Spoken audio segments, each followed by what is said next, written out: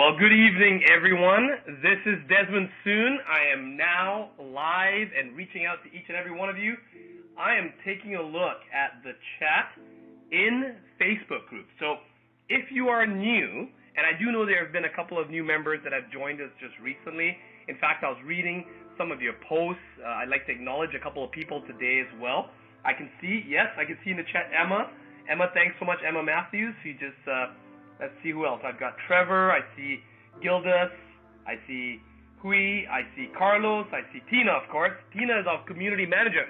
So everyone just give a big shout out to Tina. Tina and Hassan are usually in the Facebook group. They're answering your questions. They're working with Shin in support. That's right. I see, Jeffrey Sand calling me the sergeant. Thank you, Jeffrey. Mario. I see Jonathan. I see Mike, I see, Gildas again. Whoa, the chat is blowing up, guys. I cannot scroll up fast enough. I see Wentz, right? Welcome to each and every one of you.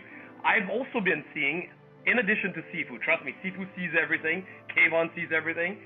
We've been watching you guys play, have fun, get through a lot of the lives, the blocks, the different things that have been holding you back. Right? We've been watching you take action on your assignments, and many of you have also followed up on some of the advice that we've given you about dressing up and having your profile pictures. You know, I know that many of you are working on getting your professional profile pictures taken, and that's absolutely fine. You don't need a super professional profile picture. As long as you've got one planned coming along the way, fantastic. But for now, you know, even just a simple one taken of your face, you know, with a selfie, or just have someone hold your phone and take a picture for you, it's going to do you justice. It's going to do you great wonders, okay? So that the community gets to know who you are. We're a very close, tight-knit community here, right? We don't like to use the word police each other, but, you know, there's a lot of trust that is shared amongst the HTC family, the High Ticket Closer family. There's a strong culture that we all have here. So I heard a chime there, and now before I introduce that person, which I'm sure needs no introduction, I just want to do a round the world robin. So why don't you, in the chat, I'm seeing it blow up here, right? Why don't you go ahead and let us know where you are calling in from? You know, where are you? Which city? Which country?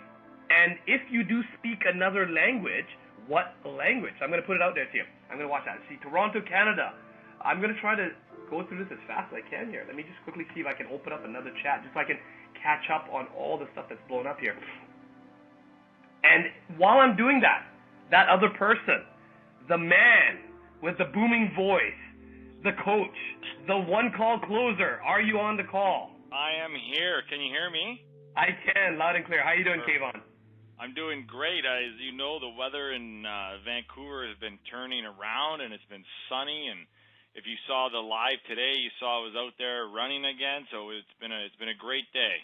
I did. It's like summer. It's unbelievably beautiful, guys. If you've ever been out to Vancouver and where Kayvon was taking you guys, is an absolute beautiful place. Look at this. So we got. I know you did. I love the Around the World. The Around the World's awesome. I love just knowing that we're helping people, and we got people on the line from Russia, Romania, a bit of Japanese. So which one would that be? I'm assuming maybe she's in Russia. We got India. What do we have? Commerce Township. I've never heard of that. I think that's Michigan. Am I all over the world? Was it Finland, Fort Lauderdale, Thailand? What do you see there, Desmond? I see Surrey, British Columbia. Sean, that's my hometown right now in Vancouver. You know, in Vancouver we do have a suburb called Surrey, which we're at. I see California. Patty speaks Thai. We've got Emil Lopez in California. We got Joe. I met Joe personally, HTC graduate in Dalton, Georgia, United States. We got Kev. Now, who's Improvement Pill? Okay, that's a really good question, guys. Improvement Pill, now he's reached out personally to me, and he's actually said, you know, because he runs a very famous YouTube channel. And that's his stage name. That's his, you know, that's what he's known as. It's Improvement Pill. Now I've asked him. I said, hey, you know, just like many book authors have a pen name as well. You know, would he put a pen name? You know, because it'd be kind of hard if he got on a role play with a couple of you on Discord and says, hi, my name is Improvement Pill, and I'd like to join Dan's HTC course. It'd be a little bit hard. So I just told him, I said, hey, if you could maybe just put a pen name down so that everyone sees you. But just trust me, if you guys want to go check out his YouTube channel, it's an amazing YouTube channel. As you know, I work with a lot of YouTube influencers, and I love his content very, very much. So you can learn a lot of great stuff from his channel. But I'm not trying to give him a plug there, but just in case, to answer your question there, Kev, Improvement Pill is one of our students and one of our latest students as well, who you will see participating very, very closely with our team as well. So please welcome Improvement Pill. We've got Alejandro, right, from Woodside. I just saw there. Kayvon, go ahead. You take it away. I'm refreshing. Yeah, I'm looking. I'm trying to keep up. It's moving so quickly. I'm trying to keep up to it, right? It is. I did see earlier, which I love, is we were just there with Austin. I don't know. I'm a fan of Austin. I really do love. I love the city of Austin and what it can bring. So what else we got? We're overseas. We got a lot. I know we have a lot from the U.S. Where else we have here? Australia. Yes, it's got to be. It's actually Australia time. They're waking up now. Singapore is in the house. We got Michael Quinn saying hello to everybody. What do we have here? I love Alicia says Arabic. She's from Arabic. I don't know if Arabic is a country. But I think she's saying she has Arabic, Dutch, French, English, Spanish, and Turkish in her. That's a great mixture. Houston, what else we got here? Miami's the sun. Brisbane, I love it. Argentina. Actually, Desmond, you ever been to that side, Australia? I think you would actually. My sister is in Australia. She's in Brisbane. But living in Japan, I had a lot of Australian friends, and in fact, I did a lot of business with the Western Australian government. So I used to drink a lot of Margaret River wines and stuff like that. And I know, Kayvon, you enjoy really good, high-quality wines. The Australian wines are amazing. Australian wines are great. Oh yeah, they make a great wine. What is this? Ooh, see, I just reloaded. Sorry. So anyways, tonight, waiting for Sifu to come on here. Tonight is all about the one call closer system, the script. This script, everyone, is the script that Dan he just literally handed it to me and said, go. There was no training. There was really nothing but just here's a script and good luck. And I had to learn, just by trial and error. But since then, we've actually taken everything that I've learned through that trial and error, married with everything that Dan had provided, and we actually really came together with a script that it works. If used correctly, if used with the right tonality, if understanding the fundamentals, again, of what it is we do and what it is and why we do what we do, this script is literally just a cherry on top. You're going to see a script tonight that what I'm going to urge everyone to do is don't take it with a grain of salt. Don't look at every word and think that every time you get on the phone you got to use those words. You got to understand the spirit of the script, not so much memorizing the script.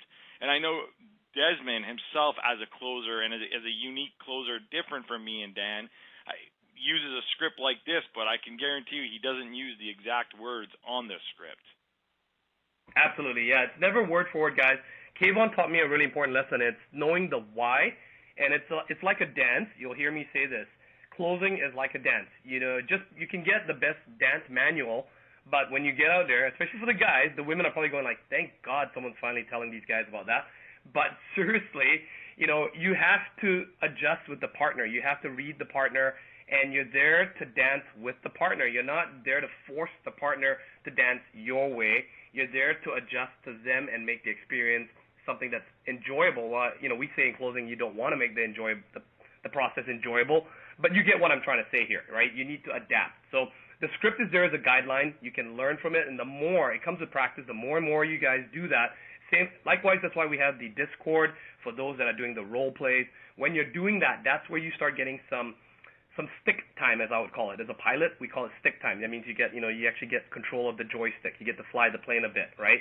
But keep in mind, eventually, one of your goals is to get real life, real world experience. And closing doesn't always have to be with an influencer. Closing can happen in every day of your life. In fact, a story that comes to my mind was we had a previous batch student, a graduate, who graduated, and I remember him getting on the call with us. We unmuted him, and he spoke, and he told a story about how he ate, lived, slept, breathed closing in everything he did. In the 7 weeks he was taking the training, he would close his girlfriend. He'd be talking to his parents, he'd be closing. He would be talking to his friends, and he'd be closing. And that's the kind of mindset you really need to start to embody, because it's a way of speaking, it's a way of listening, it's a way of engaging people that helps you to be a better listener, but also then is able to flush out their pains or find out their needs and present them some options. Maybe call them on their bullshit. And then eventually, you are actually taking control of the situation. They might actually agree with you, and they might actually end up thanking you. So closing happens in every part of your life. Back to you, Kayvon. Mm-hmm. Well, I think I love what you said. It's like always be closing, but really it comes down to it. Either you're closing or someone's closing you. And I always say, whether that's in the morning and you're telling, and Desmond, you know this, trying to convince your kids to have the breakfast, that either they're going to eat it and you've closed them, or they're going to not eat it and they've closed you on why they're not going to eat it. But without further ado, I did hear that chime. I do want to bring on our Sifu, our mentor, the king of high-ticket sales, Dan Locke.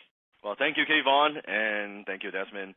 So how many of you have been doing some role plays, and how many of you are having a lot of fun just talking to each other? And it's one thing to connect, I think, through the chat box. And if you're not on the chat box on Facebook, make sure you go there so we can interact that way as well. But just connecting in person, like through the voice. So how many of you are having fun doing that? Just connecting with all the other HTC family members around the world, right? Lots of fun. Awesome. Good morning, good afternoon, good evening, because we have members joining from all over the world. Now, today I'm going to share with you how to create that high-ticket sales script. Although I'm going to show you how to create the script, by the end of the 7 week, you realize that the script is actually a lot less important. I know a lot of people, they join HTC, and they just say, hey, Dan, give me the script. Like, give me the script, all my problems will go away. Then I can start closing. At first, you have to learn how to craft a script and then how to use the script, and at the end, you can just forget about that script. Because you can see it's not so much about the script. And Kayvon has this experience as well, where before he uses multiple scripts, and some of the scripts are like 10, 12, 15 pages long, and now the script is much, much shorter, right, Kayvon? I think we're like are laughing because it's like, oh, we're already going into that story. Yeah, absolutely. I mean, when I first started, I had because of just all the scripts I got from, again, from asking from Dan and just what I could find on the internet, I had about probably 15, 20 scripts in front of me. And I remember one time I was getting some advice from Dan, and you can hear me rifling through, like, you can hear the papers going through. He's like, what are you doing? And I was like, I'm just going through these scripts. He's like, how many scripts do you have? And I got like 10 or 15, and I can hear in his, I didn't have to say anything. I can see the disappointment in him, and he was just kind of like, what are you doing? And he basically, and Dan really showed me, he's like, get it down to 2 or 3 pages, because when you are starting out, the script, again, and I said this earlier, Dan, was it's not understanding every word on the script. It's understanding the spirit of what the script is, and knowing kind of the transitions and where you are. And all that script is kind of like a roadmap, and it just keeps you on target. And then you will get to a level where you don't actually use a script, because you know how to answer the questions. You know the questions. It's not that you not memorize it, but you understand the sequence you have to go through, the step by steps. And once you get really good, there's only really 3 steps, and we're going to be showing you that tonight. That's correct. And as you know, I am a martial artist. A lot of the philosophies in business, I also learned that from martial art. So you can see I use a lot of martial art metaphor. And so think of the script is like, how many of you are actually martial artists? Put in the chat box. I know we have a lot of martial artists in the HTC family. Some of you guys actually found me through martial art videos on YouTube, and that's what led you to here. So you think of martial art where when you, let's say, in karate or Chinese martial art, you learn a form, right? You learn how to do the form, how you do the punch, how you do the block. It's in Japanese term, it's kata, right? In Chinese, it's the form. You learn how to do it, but That's not how you fight. The form, what it does is it teaches you a structure. What's the word? A structure. So you have to learn how to do the correct alignment, your position, your body, your breathing. It gives you some kind of structure. But that's not how you fight. Just like sometimes people, they misunderstood that, oh, this is how you do a form, this is how you fight. No, the form is designed, think of it like a dictionary. It gives you different vocabularies, just like closing. It gives you different words, different sentences that you could use, but you don't actually go into a fight or a sparring match going 1, 2, 3, 4, 5. If you read a dictionary like you read a novel, of course the whole thing doesn't make fucking sense, because it's meant to be a reference. It's meant to be just a guide. It's meant to be the teaching you these vocabularies. So same thing with a script. It is not so much 1, 2, 3, 4, 5. I'll give you the steps. I'll give you the principles, and I'll teach you what to say. But it doesn't mean you have to do 1, 2, 3, 4, 5. Because I think a lot of times people might think they get so stuck. No different. They're so stuck with their form. They lose their flexibility. And closing is about flexibility. It's about listening to your prospect, finding about his or her needs, and then listening to the problems and connecting and matching, giving them the solutions, qualifying them, talking about money, handling different objections. No call is ever the same. Write this down. No call is ever the same. Each call you would use it a little bit differently. So that's what I'm talking about. So today I'm teaching you the form. You have to learn the form. You have to master the form. Then you need to be comfortable enough to get away from the form, and then you use it however you see fit. Is this making sense? Put in the chat box. So before we get started, I want to take a moment and hear about your progress. Any breakthrough? Maybe it's from knowing the personality type, gems, emerald, ruby, pearl, sapphire. Maybe it is during the role play. I know I have some new members joining us. I know a couple of people just joined literally like hours ago, and you're jumping on this first class. It's going to be intense. It's going to be long, by the way, although sometimes we say it's 2 hours, 2 hours and a half. Pretty much we never just stick to 2 hours. We go 3 hours, 3 hours and a half. That's just the way that I teach. Always want to over-deliver. So, Desmond, let's pick a couple members. Just share with me about your aha moment. Give me, maybe you have a story, something that you've learned through just in the last few weeks. I'm seeing the hands go up, and for any new members, if you're joining us, there is a little button on the, if you're logged in and you're watching us through the web, and you're using your computer, there is a little hand on the bottom left of your screen. You can raise your hand there, or if you're dialing in with your phone, it's *2 to raise your hand, *2. Okay. We try our very best to get as many people out, and we try to get a diverse representation from around.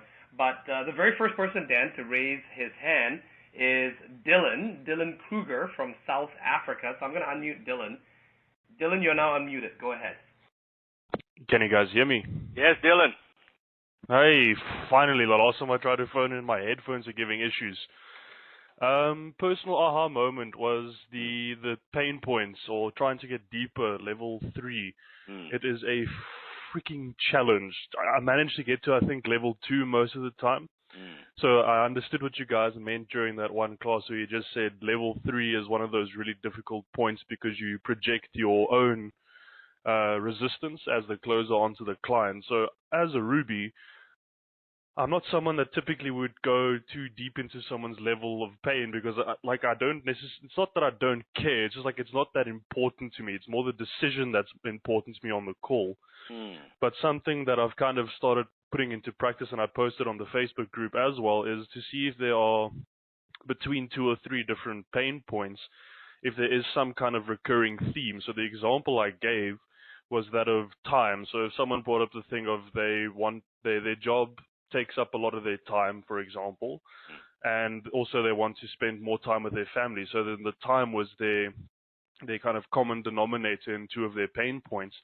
and I kind of used that to dig into a variation of a level 3 kind of pain to make the time factor their most important pain point. So that's something that I kind of discovered as I was role playing. That was an interesting aha moment. Now, Dylan, when you role play, do you find that is it because you are afraid to go deep, or you don't care about going deep, or you don't think they care about going deep? It's because I typically don't care, or think that they don't care about going too deep. So as a Ruby, it's kind of like, I know you don't necessarily put emotions aside. It just makes it a lot more difficult sometimes with my personality type, because I'm that way. I typically kind of think, well, I don't understand why you really need to go that personal in this call. I'm calling just to find out information on a purchase.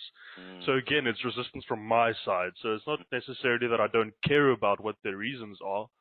I just find it harder to get to that level 3 pain point with a ruby or an emerald specifically. Sapphires and pearls not so much, because like you said in the videos and stuff, sapphires love to talk and they love to have a clear picture, and pearls love to help people. So those are your nice little points that you can go nice and deep on to ask them, how does it make them feel to help those people? How does it make them feel to have that goal that you can paint a clear picture for them? It's just the challenges of trying to get onto the emeralds and the rubies to try and get to level 3. So I get to more or less level 2, and then level 3 starts becoming the challenge, because then I don't know how to handle it from there. Yes, and sometimes you notice it's not necessary. Sometimes you can get to level 1 and level 2. You could close a sale, but I want you to develop the ability to go to level 3 if necessary, right? And also part of the whole thing is, I'm guessing, let's pretend if you're talking to a prospect she's a very, very, very pearl, okay? And she actually, as you are asking her questions and dig deeper, and she starts crying on the phone. How would you handle that? Reassurance, I guess, because they are very sensitive to what the emotional side is. So I don't have trouble understanding in some regard when it does come to like an emotional side. When it's a sapphire or a pearl, I can understand that emotional kind of response. So kind of react with reassurance and say, I completely understand how this makes you feel, and it's okay to feel that way. However, trying to get to that kind of level of interaction for a ruby and an emerald is something that I don't really know how to get to. And it's weird, because I am a ruby and an emerald in some regards, so it should be easy. The whole thing of relating to a sapphire and a pearl, which you'd think would be the difficult thing. Yes. But I can relate to their level a lot easier than I can to my own gems, funnily enough. And also, as I said before, that very often we project our own stuff onto the prospect. So chances are, if you're afraid to go deep, it's because if someone is asking you, you don't want to go deep, right? And there's always something about that. Maybe because Ruby Emerald, you might think, if I show the vulnerable side of me, then I'm not being strong, right? I'm not being a lot of this stuff that, if I show my emotional side, then I'm weak, or whatever it is. So then when you're talking to a prospect, you're like, yeah, you know what? I don't think they want to go there. Let's just not go there, because you never want to go there. But here's the thing. You notice when you are closing, actually high ticket, different types of personality, in order for them to make an investment, a large investment, they need to feel that you not just like, hey, you know how it is sometimes. We say, yeah, we understand. No, we don't fucking understand. Right? I know how you feel. You don't fucking know how they feel. I'm talking about, if you truly know how they feel, you will feel similar emotions as they share the story. When you can make that connection, this is totally subconscious. When you can make that connection, guess what? They know it, and you know it. When you can do that, easy. Closing is easy. Yeah, I think that's sort of what I was trying to achieve with trying to find that common factor between different pain points. Because I don't manage to get too deep into the emotional level with Emerald and a Ruby, I try and find some kind of common denominator to add a little bit more gravitas to their different pain points. So to have, what I said to one of the guys that I role played with, is to create like an endless cycle kind of thing. So when they start giving objections, you can turn their attention to the one common factor and say, well, earlier you mentioned X. They say, yeah, but that's not that important, and I can just link it to the previous one and say, but you also mentioned in this point, so I don't think you're lying when you said, like, the time example. is something that's not important to you. So is it worth the investment for the free time or to have more time with your family or something in that regard? So I think I'd kind of try to make use of that common factor thing as a little bit of a crutch to move on until I get better at getting to level 3. Yeah, so I would suggest some more role play, and tonight I'm also going to give you some tools, some more different lines to say or tactics to go a little bit deeper. So what I want you to do is take some of those things, role play, and I would challenge you to role play with, especially people like a ruby pearl or pearl ruby, meaning that they have the pearl side, but I want you to see if you can dig deeper, that they've got the ruby facade, mask, right?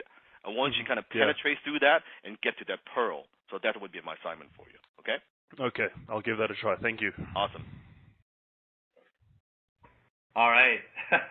So I've got some stuff I want to mention to Dylan as well, too, because, Dan, you know how I always talk with the rubies or the emeralds, that they want to either systematize it, or the rubies are going like, why am I even wasting time with this? And because of, that's the way they would do it for themselves. But Dylan, if you ever want, if I'm on Discord, I'll role play with you a bit, and, I'll show you a couple of different angles that might help to shed the light, give you a little bit of an extra edge when it comes to dealing with those situations. Well, Dave is posting in Facebook like exclamation point like 10 times. He must have a major breakthrough. Is there a way you would know that which number is him? David. Dave. Yes. Yes, I do see him. He has his hand up in Toronto. Okay, good. Unmute David right now. It's David. Yeah, David's with a David. V. Okay, David. Okay. David, you're unmuted. Go ahead. Yes, sir. How are y'all? Good that I saw the post, David. Here we are. Good. That's how you get attention, which is good. I was just gonna say, Dan, there's a lesson to be learned there. You want to get on, you want to get on the phone. He didn't just wait with his hand up. He went out and got it, and that's what you need as a closer. Is it's not sitting on your heels. It's it's always being ready on your toes and being creative. So good on you. Very good on you. Thank you, sir. So the breakthroughs. So Andrew Beckles and I were just chatting back and forth for like a good 2 hours on Discord, just between me and him. And he had come down to the realization that we've done the role play wrong for so long, for the whole week. In what way? Tell me. Because the constant struggle was we could never, I can say never. It was very difficult to get to level 3 pain points unless we were being our genuine self. Because when we're fabricating a character as a prospect, that pain isn't real. So we made a commitment to each other and anybody else that was role-playing, what we started role-playing, that if you're going to role-play with me, Andrew, and there's a couple other names, that you have to be your complete self. Every story, everything about you, you need to close yourself on this HTC course again, because you wrote it down on your why, but you never said it. So okay, I'll try to kind of cut this short, really, because I know your time is very valuable. Andrew, go ahead. Oh, sorry, I think that's a very, very good point. Sometimes when you don't need to fabricate a story, when you're role playing, share some of the personal stuff. Pretend you're the prospect, and then share your own story. Of course, it's more realistic type of role play, right? But keep going. Yes. So Andrew had closed me, and he said to me, I want you to dig everything out of you. I need you to tell me everything about you before we go into this call. I need you to be real. I need you to pretend that at the end of that webinar, there was not a buy now button, but there was a call-in number that you had to call in and talk to. So we did that. And the way that he directed the conversation, it pulled out things inside of me that I didn't even realize before. And I took every ounce of pain in me and just left it out for him to show. If that was not level 3, it was level 4, level 5, level 6. He got everything out of me, and I recommitted myself to this course, and there's no way out. That's it. I'm all in. let me ask you another question. As a prospect, when you got it out, the level 3, level 4 stuff that you didn't even know was there, as a prospect, talking to a closer, how did you feel after you shared those things? I couldn't say nothing but thank you. Like, truthfully speaking, I couldn't say nothing but thank you. That was it. I mean, and we just reversed the... Sorry, I'll just leave it as that. Okay, very, very good. That's good. Very good point. Good job. Very good job. And that's the thing with role play, that for everyone who's role playing, I know sometimes if this is your first couple of role plays, it's very normal to be uncomfortable, very normal to kind of want to be a little bit guarded and say, well, let me just share a little bit, but not too much. But again, I think what we have created here, HTC, is a very safe environment. That's why we don't want no bad apple. I won't allow any bad apple in an HTC family. That it's a very safe environment that we're here to support each other. We're here to teach each other. We're here to grow together. And no one judges. Doesn't matter. Some of the pain that you share, that maybe initially you feel a bit uncomfortable, but when you get it out, that's the thing. When you get it out, it's also a very powerful healing process. And that's why the feedback that we get from a lot of graduates, where they go through this process and they thought it's role play, but stuff comes up and it becomes actually a very, very powerful healing process. So wonderful. Desmond, let's do one more. All right, sounds good. So I want to bring out, it's like, we always got a lot of female closers out there. We got a lot of Wonder Women out there. Yeah. That's right. And a lot of them, I mean, the girls are doing really good. So let me just quickly go down the list here. I'm just going to pick up Diana Dosanjh in New Zealand. New Zealand, wow. Diana, you are going to be unmuted in just a second here. You are now unmuted, Diana. Hi, can everybody hear me? Diana, how are you? I'm good, thank you. Nice to meet everyone. That's good. Do you have a breakthrough you want to share with us? Yeah, I started the role plays just a couple of days ago, and I can tell you, Dan, I was very, very nervous to start. But once I did the first time I was a prospect, and so I did the role play, and it was actually quite nerve-wracking, even just being the prospect. The people who I did the role play with, everyone was just absolutely amazing, like you say, and everyone gave me a lot of support, and when I would get stuck, like, people would help out, so it's been absolutely amazing. Wow, that's good. And you're not nervous now, being unmuted and talking in front of hundreds of people, are you? If you were really to know, yes, a little bit, but I'm breaking those barriers, and good. Yeah, definitely. That's good. So keep practicing. Again, practice makes. Oh, by the way, for everybody, practice doesn't make perfect. Practice makes permanent. Okay, you want to get good at something, practice it well, right? Perfect practice makes perfect. Okay, so awesome, great job. Awesome, thank you. Thank you. Okay, so now today I have a lot I want to share with you. Make sure grab your pen, grab your notes, and I'll see if I even have a little bit of time. I might even do a few role play to share with you, just to demonstrate how I would do closing. And again, the way that I close is different from the way that Kayvon closes, different from the way that Desmond closes. And that's the beauty of the whole HTC methodology, because you can learn it and you can put your own spin to it, but follow the principles. No different, again, like martial art. You have one style, a certain style of martial art, but depends on the instructor, depends on his even physical makeup. Everybody could perform the techniques a little bit differently, but it doesn't matter as long as it works. As long as it works, as long as you can close the sale, how you do it, it really does not matter. So you got to stay flexible in terms of that. But for now, let me give you the structure, right? Desmond? All right, sorry, I was just clearing my throat there.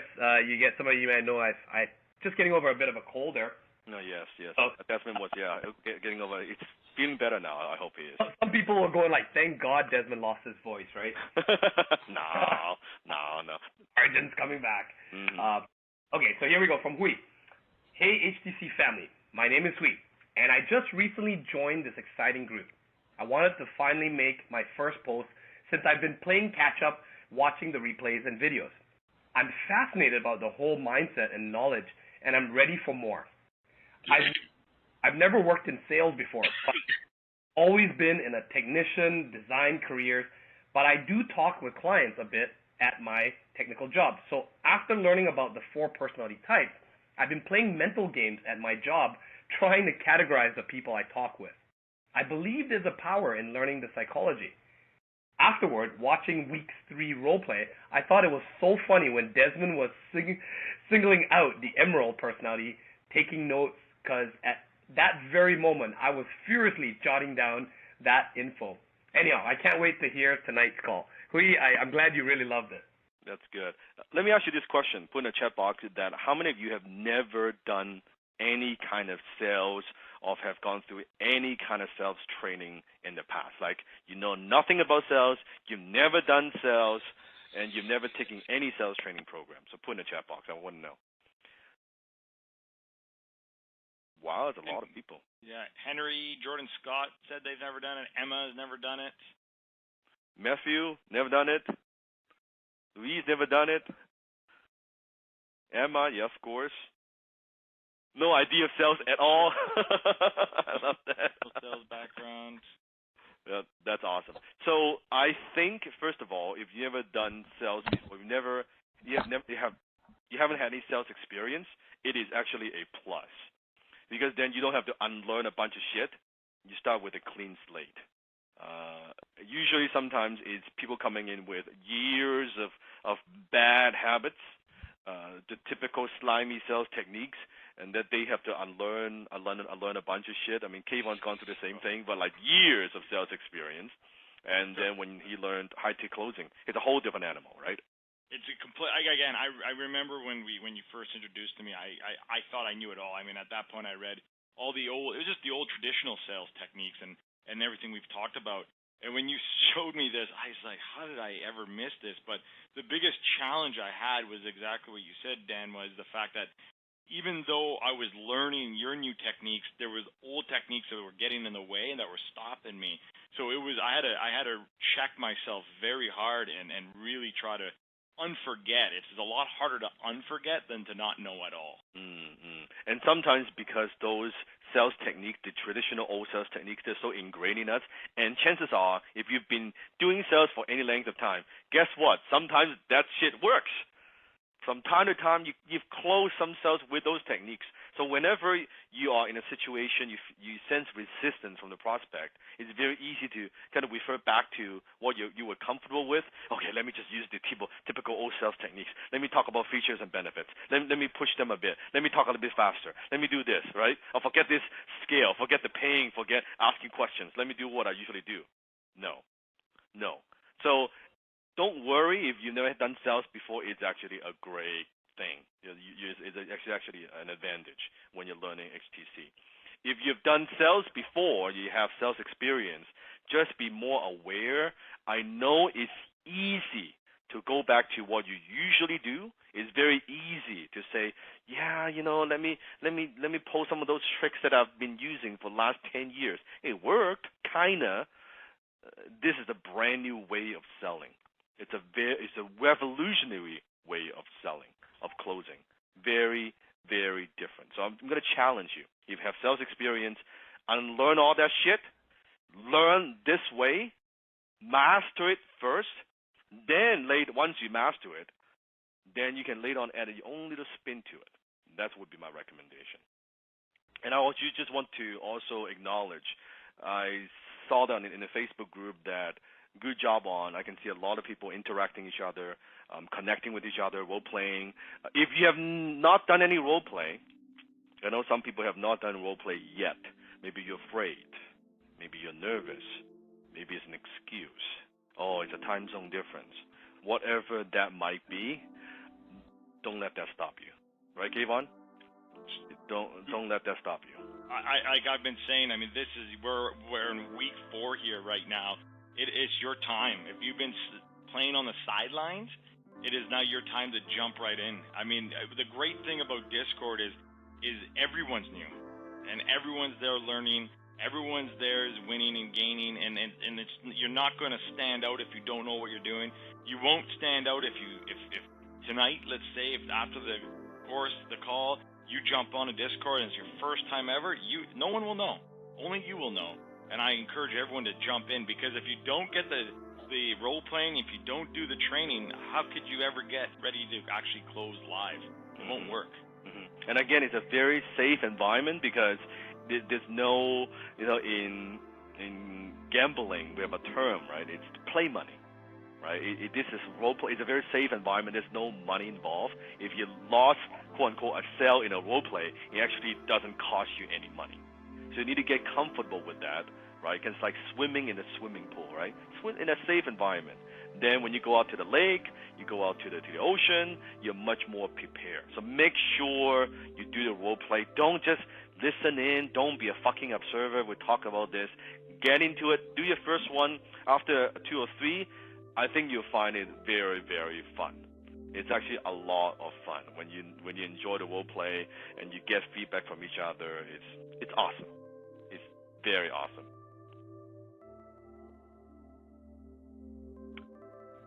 Desmond? All right, so this one's from Gabriel. Today is a special day of the year, my birthday anniversary. Happy birthday, Gabriel. Happy birthday, Gabriel. I would like to share with you my thoughts. As I'm approaching almost a half a century, I would like to thank the people I have in my life. Of course, I would start with my mother, who gave birth and raised me to the best that she could, my wife, who's the best friend and partner I could ever ask for, my kids, who I love them to infinity and beyond, to infinity and beyond, right? Beyond. My friends and my enemies who give me a reason to fight, but there is something more. We as human beings are mammals, and mammals have in their genes, along other stuff, the need to belong to a group, a pack, a family. Of course, we have also the occasional lone wolf, but this is just the exception which confirms the rule. Now, there are different and multiple groups that I belong to. The ethnicity group, I'm Romanian. The country group, I'm Canadian too. The social group, the middle income earner, professional and spiritual, and many more. But there is a special group I want to thank today, and that is the HTC family group. First and foremost, to the founders, Sifu Dan and Kayvon and Desmond, who are truly mentors, world changers. Then to all you brothers and sisters. This group came into my life at a time of struggle and frustration to show me the way to freedom. Shout it 3 times, freedom, freedom, freedom. Each time louder than the first. And to a different way of seeing the world and thinking. Different people from different countries with different struggles and different stories, but all so the same. All looking to find their way and their place under the sun, a better one. Thank you, my second family, and thank you, my friends. Thank you for being here for me when I wanted to cry and for when I wanted to laugh. I love you all, and I'm grateful for you stepping into my life. Can't wait to meet all of you in Vancouver. How many of you feel the same way as Gabriel? And I know in the last few days we have a few, let's just say, emotional posts. I saw the videos from some of the members and being very vulnerable, just sharing what they're going through and just being very vulnerable, just sharing, hey, you know what? I've never shared this with anybody, but this is what I'm going through. And that's the thing, that we are here to support each other. The lone wolf, you cannot be a lone wolf, especially when you work together. Although as a closer, we are utilizing our own skill set, and we're kind of working as an independent person, a freelancer, that we're going out there delivering value in exchange of money and closing sales, but fully utilize HTC, definitely get immersed and connect with each other. Don't be afraid, right? Stop being a fucking lone wolf. It doesn't get you far in life. I can just tell you that. It does not get you far in life. It is about people. It is about connecting. And especially I want to also acknowledge a lot of the HTC graduates from Batch 1 and Batch 2 that you are helping other students and commenting. I really appreciate that. And also I always believe that the best way to learn is to teach. I'll say that again. the best way to learn is to teach. The best way to reinforce your own learning after you've learned HTC, it is to talk to the new members and helping them. Are you okay, Desmond? I don't know. It was me. Was it you? That wasn't me. Was it Kayvon? No, that wasn't. Someone might be on off. It definitely wasn't me. Let me check the mute mic. Yeah. Okay. I think it was me, guys. I'm sorry. No worry. Yeah, there you go. So, Dan, just to get us on track there, I just want to add to is the fact that in my story, I'll tell you, my closing, not even my closing, my ability to really understand what it is you taught me, Dan, didn't come until I started teaching it. Because the more I taught it, the more I was teaching it kind of in my own way. And sometimes I was teaching it and I didn't even know what I was saying, and then it would hit me. And then I would be, oh, that's what it meant. And it was powerful because then I can use that on the call. But the key to this is you cannot teach it if you don't know it at all. Yeah. And that's also why I love teaching, and I always have kind of my feet in the teaching world, regardless of what business I'm building and all these things, because teaching keeps me sharp. Teaching keeps me sharp because it's one thing for me to do it, like I can close, no problem. It's one thing for me to just do it, kind of like a unconscious competence. Okay, that's one thing, but how could I take everything I know, decades of experience, and compress decades into days for someone who's brand new, don't know anything about sales, have never done sales before? How can I simplify what I know, years of experience, and turn it into a systematic way of doing this, and then teach it and simplify it? Now, that is not fucking easy. In order to do that, I have to take my learning, my knowledge, to a whole new level. Not just being able to understand it, not just being able to do it. I got to simplify it, I got to articulate it, I got to teach it, and I got to train you and coach you. Just by going through that process, it takes my skill to a whole new level. And that's why I love teaching. It keeps me sharp, the way that you're asking questions. Maybe you ask me something, I never thought about that. Because sometimes I just do. I never thought about, you might need that, you might need this, or you might need you have some other questions, or here's something that's incomplete about the system. Good. Maybe next time I'll make some correction. Let me refine it a little bit more, right? And then I teach it to you. So that's why I love, all my other businesses. I think my favorite, definitely, the teaching business, the teaching world, it's unbelievable. Not only it's unbelievable in terms of my learning, of course, it's incredibly emotionally rewarding just to see being able to do what you do, that you're seeing your improvement, not knowing anything about sales. After 7 weeks, damn, you're asking questions, you can read people, you can communicate, you can listen, you can redirect, you can handle any objections that comes your way, and you feel more confident, and your awareness of yourself compared to other people outside HTC, fucking incredible. Incredible. Yes? Yep. Next one. Can you guys hear me? Sorry, I think I muted. Okay, so this is from Gia. Hi, I wanna share my first implementation of Dan Lok philosophy. No excuses and no whiners. Here's how. I conduct training sessions for addicts to give them solutions which they can easily apply anywhere and anytime for the rest of their lives to kill their addiction. I've been training different groups for the past 1.5 years. This time, my training session was very different.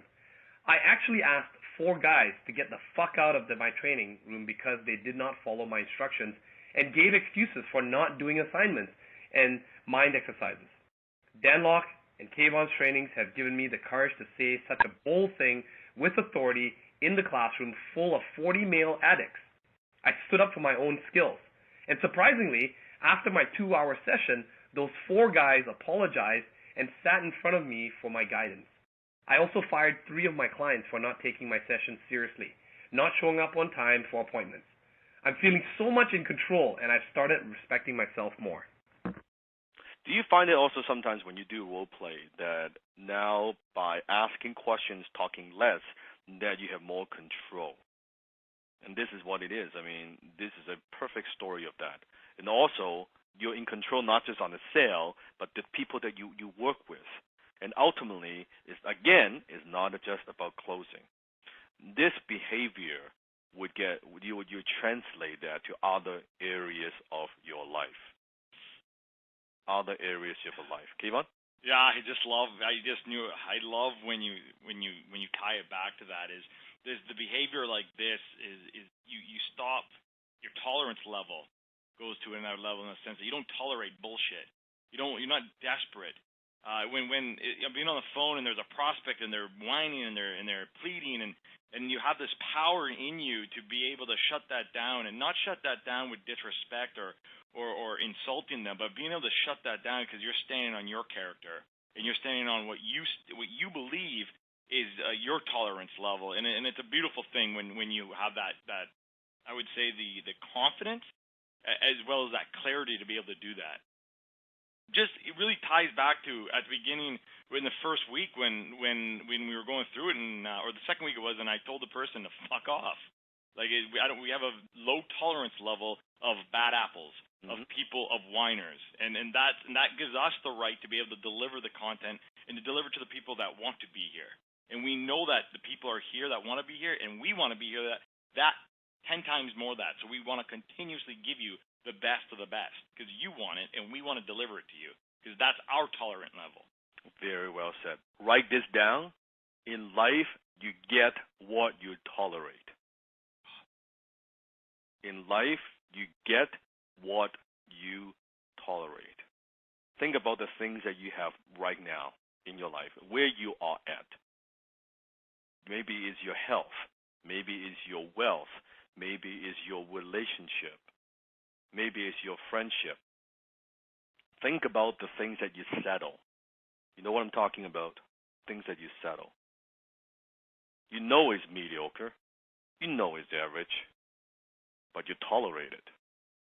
And guess what? When you tolerate, that's what you get. You get what you tolerate. And there's a big difference between working hard, like hard work, and smart work. I know a lot of people, a lot of HEC family members, especially new members, you are doing hard work. I'm talking about back-breaking manual labor, like dangerous, hard, long hours type hard work. How many of you do that? Put in a checkbox. Like actually doing like hard work. And then there's a big difference between hard work and smart work. Okay? So I'm talking about making money. I'm talking getting on the phone. We're talking about making more money in a month than what most people earn in a year by flapping your lips. So let's not take this out of context here. Okay? You get, it's not like, hey, we are shoveling dirt. This is not construction. This is not working in the oil field. Right? We're talking about jumping on the phone, asking some fucking questions, and flapping your lips and make more money in a month than what most people earn in a year. Right? That is smart work. Okay, Ivan? Yeah, and I say not only is it smart work, you get to do all that, flapping your gums from the seat of your home. Yes. And sometimes in your boxers. Or your pajamas. Yes. And if you get good, if you are the ones that really understand this and you listen to our guidance, this is where it became very powerful to me of how lucky I am to have got this skill. Is you will make more money than doctors and lawyers. And how long it took them to be a doctor? How much student loan, how much debt they have to get into, how many years of study, how many exams they have to take, right, to be a doctor, right? Kevon? Yeah, no, you nailed it. Like, they take years to do that. I know for a doctor, one of my best friends a doctor, and since junior kindergarten when he said, I want to be a doctor, I've seen him work his butt off, and he's now 33 years old, and he's still working towards these degrees and all these levels, and it's like, when does it ever stop? When you get to just enjoy? If you put in the amount of effort that it takes to a doctor, it takes literally 10 years to become a doctor. If you put that type of effort in 10 months, in 6 months, sometimes maybe even 3 months, in this, what we're teaching you, you will make more money than a doctor, guaranteed. And I can say that because I did that. And and now you have a skill for the rest of your life. Goes back to what I talked about, the financial confidence. Now you're financially confident. Not just closing if you want to start your own business or if you already have a business. You can always, you know what, I can close, I can get someone on the phone, flapping my lips, revenue would come in. Cash would come in. That's incredible. That's an incredible skill to have. That knowing that you could be the rainmaker, you can make it rain anytime that you want, as long as you give me a telephone line and the ability to speak, I can make money. Absolutely. I have to add to this, Dan, because it's becoming more and more real for me. Just in the last couple months, is if something were to happen and all of a sudden all of this were to go away, and Dan knows this to be true. If all of this to be gone, just whatever it was, and I had to wake up tomorrow and I had nothing, I could easily make $20,000 to $30,000 within 4 weeks. Yep, within 4 weeks, guaranteed. Mm-hmm. That is financial security. That's true financial security, not the bullshit job illusion crap. Oh yeah, job security. Yeah, the government would support you, or the company would take care of you. Like, fuck that shit. It's not true. In fact, how many of you had a job and you've been laid off? Put a job off. You thought you have a safe, secure job. You got laid off, or maybe it's not even your fucking fault. It's some industry changed, or something about the fucking management, or something it's nothing to do with you. Has nothing to do with the performance, but whatever income that you have, suddenly it got taken away from you, and you thought you just thought you have a safe, secure job. You thought you have a safe, secure career, and boom, it was gone overnight like that. That's not security. Sifu, actually, I addressed James. James Fan posted a video just maybe yesterday. He was talking about how he was just recently laid off from the financial industry, and when I commented back to him, because I experienced, twice major, I got laid off from, I was at Lehman Brothers the morning they got shut down. I was at Goldman Sachs when, after 18 interviews and 3 months of interviews, get into a position and only to get to lose it. I was at Sony for a year, top salesman, and then they shut everything down. They shut all the stores down, so I had nothing to work at anymore. So I know how that feels. Well, I've been there. I just, I love the variety that we have in our group. Someone just said Nortel. No, I don't know if many people know what Nortel is. Oh, yeah. That's a long time ago. That's a long time ago, yes. Yeah. And that's what I'm talking about. That's why I want to emphasize, it's not so much to be a salesperson for whatever company. You could do that. This is a skill. It is a career. You are independent. You call the shots. You can work with one influencer. You can work with 2 influencers. You can change it up. You don't need more than one, but if you want to work with multiple ones, you could. You have the leeway. You can work from home. You can set your own hours. You want this month, I have certain goals, certain financial goals. I want to save up some money. I'm going to hustle whole month. I'm going to put in more time to make more money. Sure. You want to take a few days off? Sure. It all depends on your scheduling software. You can scale up. You can scale down. That's what I'm talking about. It is not a title. It is identity. Everyone wants to eat, but few are willing to hunt. Everyone wants to be successful, but few are willing to change. And that's the challenge with most people. Think about your friends that you know. I'm sure some of them bitch about the situation they're in, the challenges, how horrible it is, how bad it is. or how much they hate their job. But they want to be successful. They want to make more money. They want to better themselves. But how many of them look at the people around you? I want you to think about, visualize that. The people around you, how many of them are willing to change? How many are willing to invest the time and effort to develop a skill? How many of them are willing to go outside of their comfort zone? How many of them are willing to make some paradigm shifts in terms of the mental game to better themselves? Very few. Very, very few. And that's why everyone wants to be successful, but few are willing to change. That's the most difficult thing, because human beings, we are creatures of habits. We are creatures of habits. Write this down. No one succeeds overnight. No one fails overnight. No one succeeds overnight, and no one fails overnight.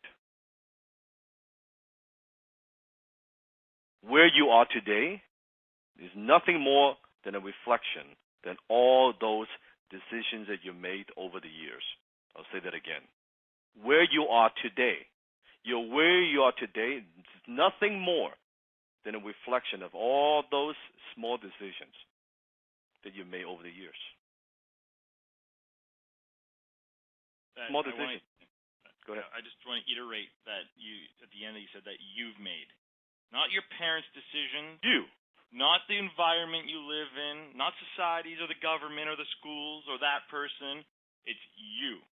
You've decided the way you've decided to live your life, the way you decided to live with the thoughts, with the experiences, and how you dealt with them is the difference between where you are today and where you dream or want to be tomorrow. Mm-hmm.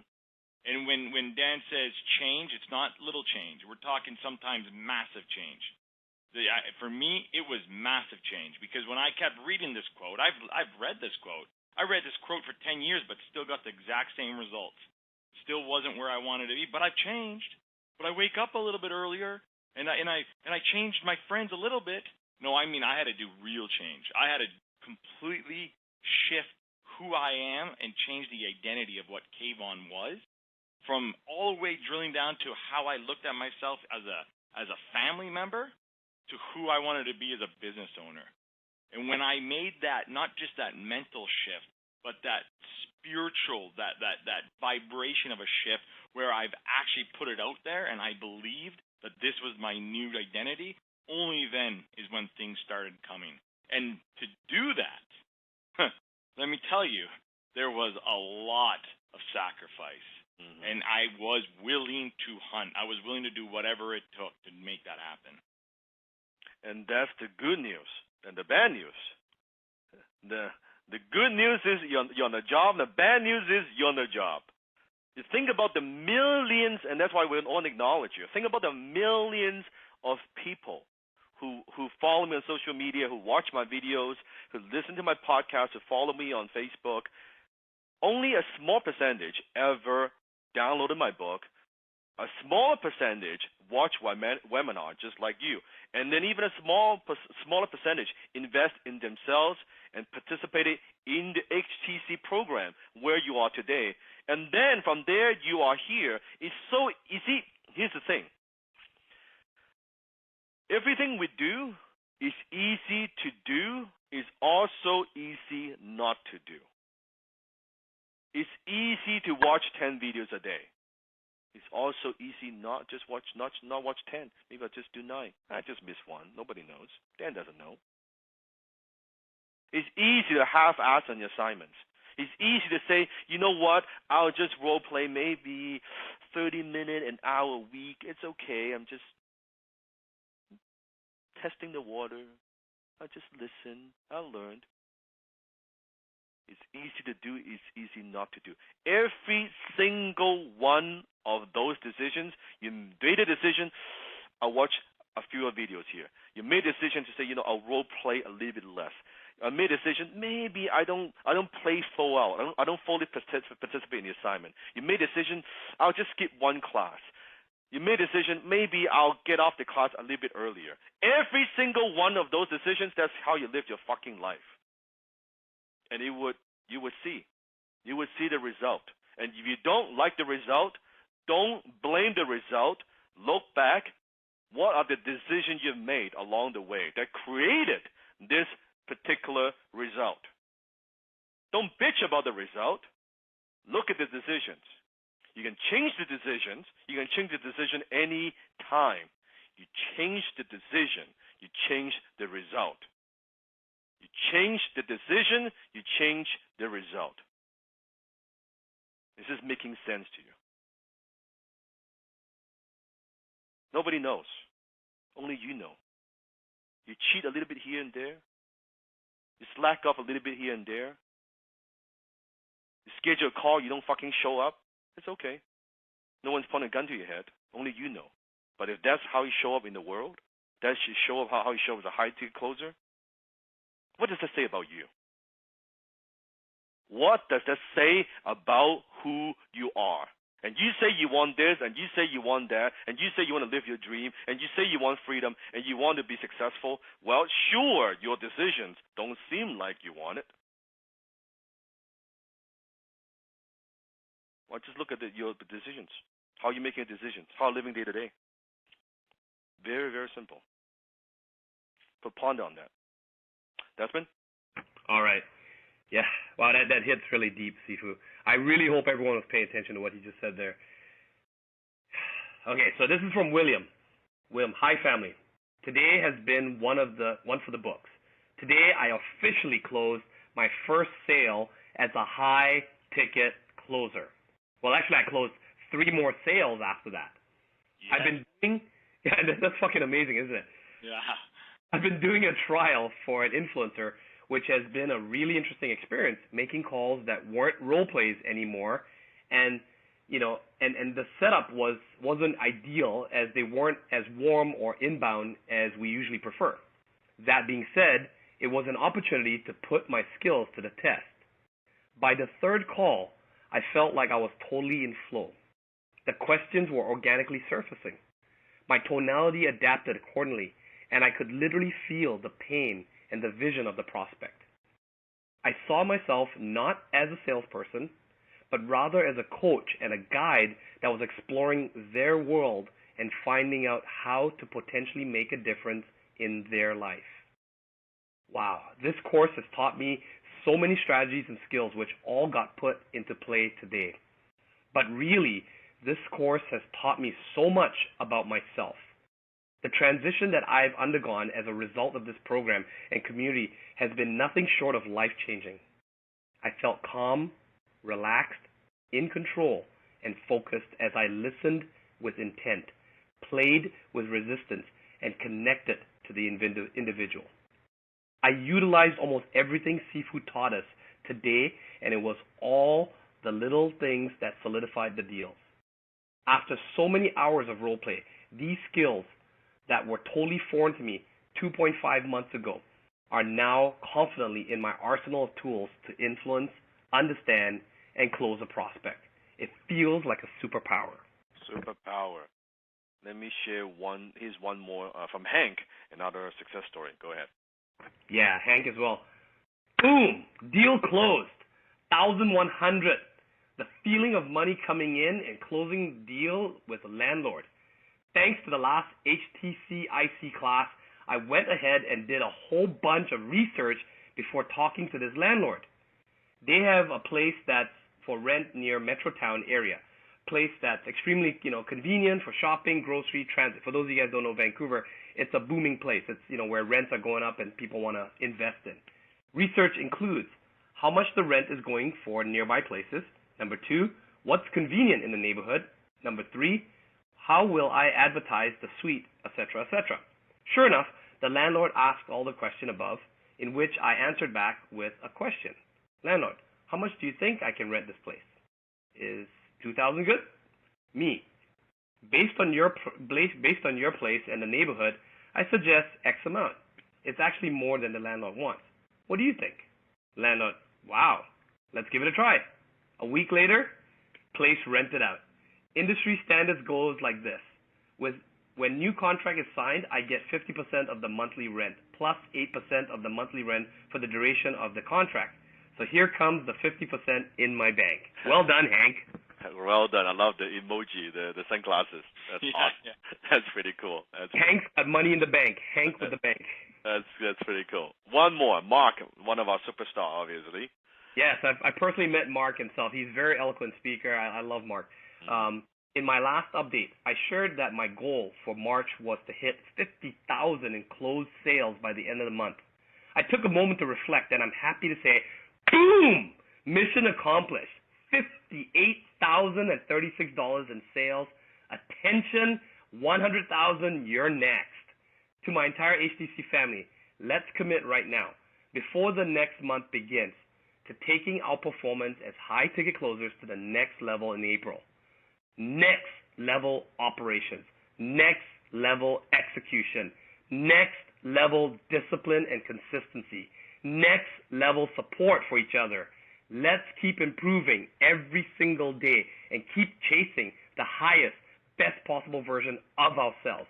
Give me a boom in the comments if you're with me. So my question to you is this.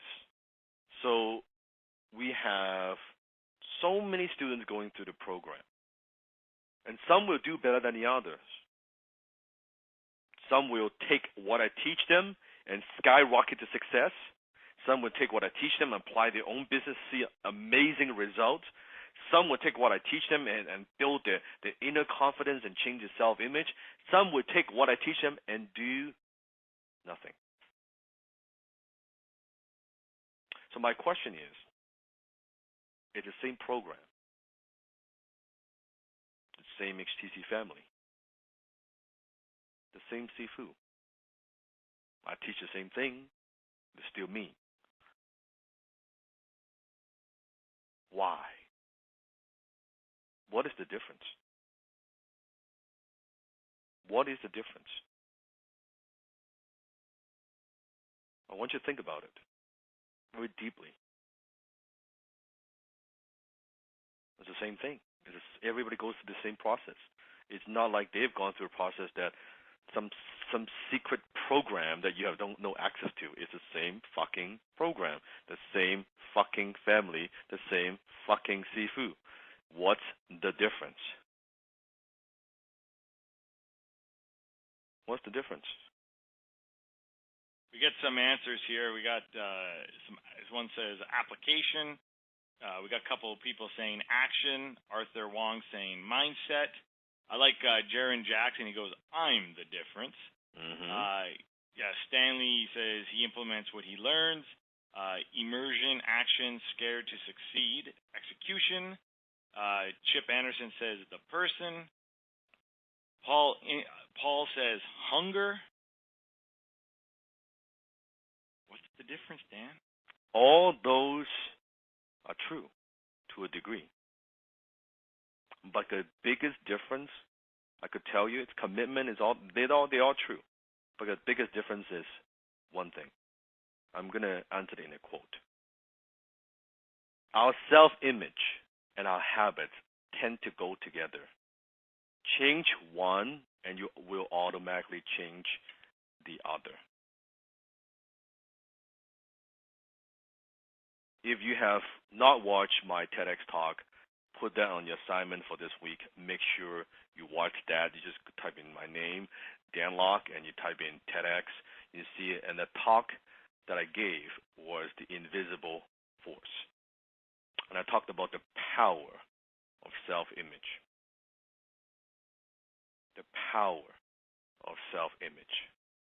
I believe what the difference that makes a difference is your self-image.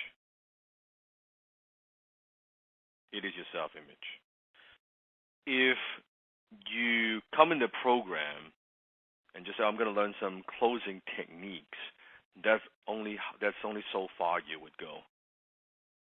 That's why I say don't do closing techniques. Write it down. In fact, repeat after me. Don't do closing techniques Be a closer. Be a closer. Don't do closing. Be a closer. It's one thing to say you can see people, let's say people who smoke, and they want to quit smoking because they know it's not good for them, it's not good for their health, it's probably not good for their family.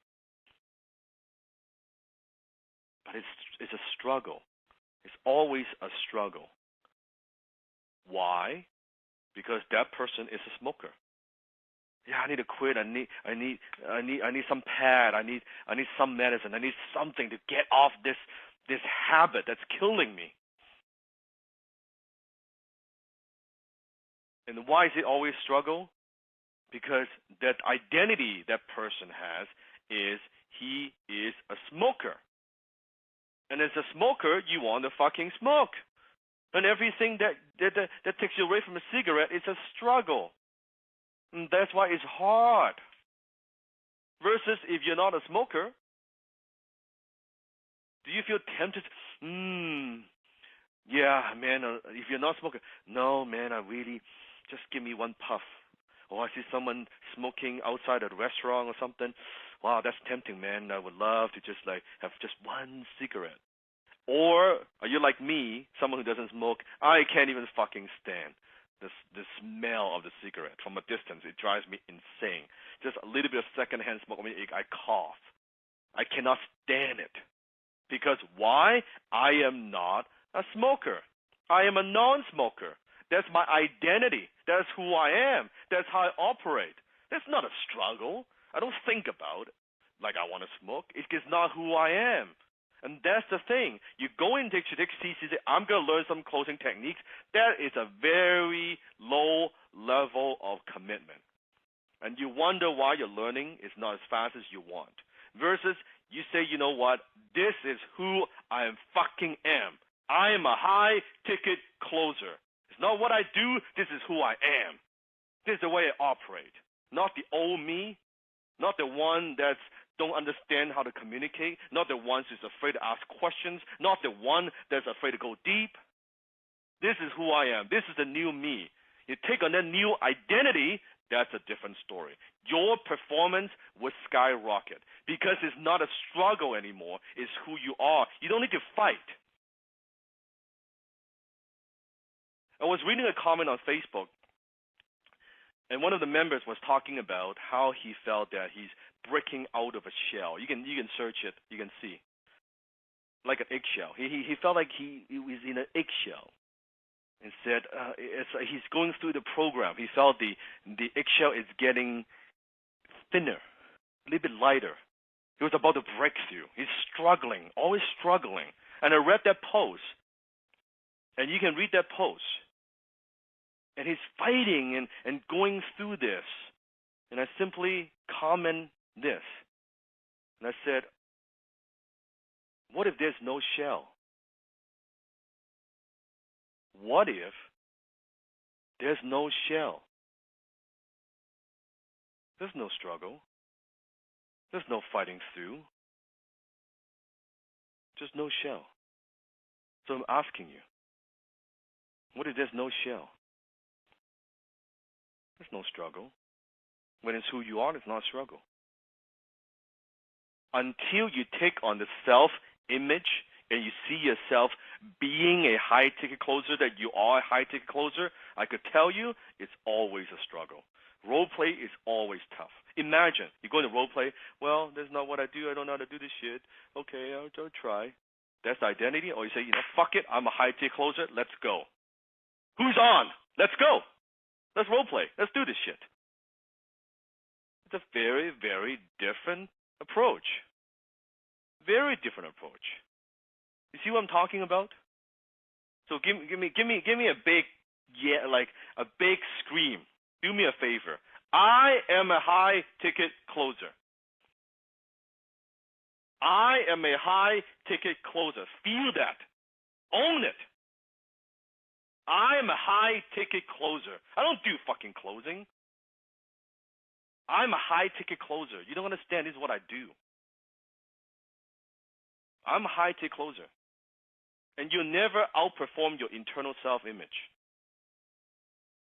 You will never, ever outperform your internal self-image.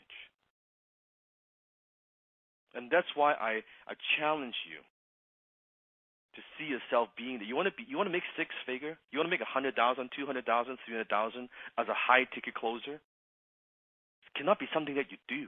It's something that you are. You got to see yourself being that person first, being that closer who makes six-figure income first in your mind, in your behavior. Then the result will show. And guess what? If you do see yourself, this is who you are, and you see yourself as six-figure high-ticket closer, it's impossible not to make six-figure. So damn true. It's so true. It's such the difference between that stupid saying, fake it till you make it. It's never going to happen if you have to fake it till you make it. It should be believe it and it will come. Believe it and it happens. You can't fake it. You can't fake being a high-ticket closer. You are or you're not. It's like I always say this. You can't fake being pregnant. You can't have to be pregnant. You're either pregnant or you're not. You're either the closer or you're not.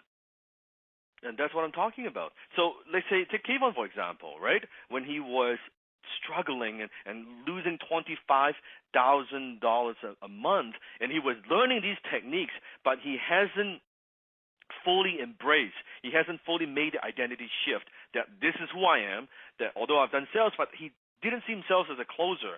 When he's made a switch, suddenly he's now making six-figure a year as a high-ticket closer, and this is who he is. He embraced the identity. He became the identity. Now, if I say, hey, Kayvon, I want you to go back and just make $5,000 a month. Like, I want you to do your very best. Just don't even try that hard. Okay, don't try to just lower your standard, and I want you to make $5,000 a month. I'm thinking in my head if I could even do that. You can't even fucking do it. I can't even conceptualize. I don't know how to do it, Dan. I don't know how to go lower. I don't know, right? No, seriously. I mean, really. I mean, $5,000 is like, so you want me to make one call? Like, even Dan, sometimes even if I make that one call, it's going to be more than $5,000. So right. So how do you? So you can't, because that's the identity. Yeah, that's new identity. I think the deeper here, though, Dan, I really want to. It's not so far from the frickin' money. I'm going to tell you this is when I authentically, truly kind of sat there and saw myself and viewed myself as like a high-ticket closer, the closer. No more longer Kayvon the salesman, but Kayvon the closer. And I owned that the one-call closer. I'll tell you. Dan gave me the one-call closer before I even knew what it really meant. But the day I decided to put on that cape, the one-call closer, and believed that that was my cape and nobody was going to take my cape, was the day everything changed. I was able to close more. I was able to connect more. As a result of closing, connecting, asking the right questions, learning when to pause, my income followed. This is very, very important. That's why I want you to pay attention to this. As I share different techniques with you tonight, this is extremely critical. The identity, exactly the identity of one-call closer. When Kayvon, wears that cape, takes on the identity. Now imagine this. I say, hey, Kayvon, for this call, I want you to kind of spread it out into 3 calls before you close the sale. Yeah. Like, don't close it too fast. Like, just do it like over 2 or 3 calls. You're like, what? Yeah. Like, Dan, I don't know how to fucking do that. I do 1 call. That's what I do. It's the truth. I do one. Like I've conditioned and trained myself. If it's not going to happen on the 1 call, I'm not going to get on the call. Yeah. See, you get what you tolerate. That's your standard. Write this down. Make that your standard. This is our standard. Be close. Very, very, fuck that, 5%, 10, you do 20 call and you close 1, that's other people. Our closers, what's the ratio? 15, 20, 25, 30, 40%. That's our standard. 1 out of 5, 1 out of 4, 1 out of 3, 1 out of 2. That's our standard. That's what we're talking about. Your internal self-image. Just think about that. How do you see yourself? Do you see yourself as a high-ticket closer? Or do you see yourself, I'm just learning some techniques, learning how to close, maybe some sales tricks, I'll do the fucking little script. Think about it. Just think about it. This is deep. This is deep. How do you change your identity? Everything we've been doing up to this point, every single week what we're doing is changing your self-identity. It's like, let me ask you this. Again, it's very technical. How to change your self-identity. It's very technical. It's a low-level question. I'm pointing it out. It's a low-level question. It's like people ask you, how do you quit smoking? I can give you 101 ways to quit smoking. Can I not? And give you more than 100 plus ways to quit smoking. Or imagine this. You've been a smoker for more than 20 years of your life. And you have a 6-year-old daughter. Let's just pretend. One day when you're smoking, your daughter runs up to you and says, Daddy, Daddy, Daddy, I don't want you to die. You look at your daughter, it's like, what? No, Daddy's not going to die. Daddy's right here. No, Daddy, I don't want you to die. Daddy's right here. No worry, I'm not going to die. I'm not going anywhere. But Daddy, people say smoking kills you. I don't want you to die. Can you please not smoke? Oh. Okay. Wow. Can you at that moment make a decision and say, you know what? I'm not going to smoke. It doesn't take 109 methods. It's one fucking decision. It only takes you 1 second to make that shift and make that decision. There's your identity shift. From a smoker to non-smoker, your whole life, the way you look at that pack of cigarettes changed in that one moment of decision. So it's not how do you make the identity shift. It's when do you want to make the identity shift.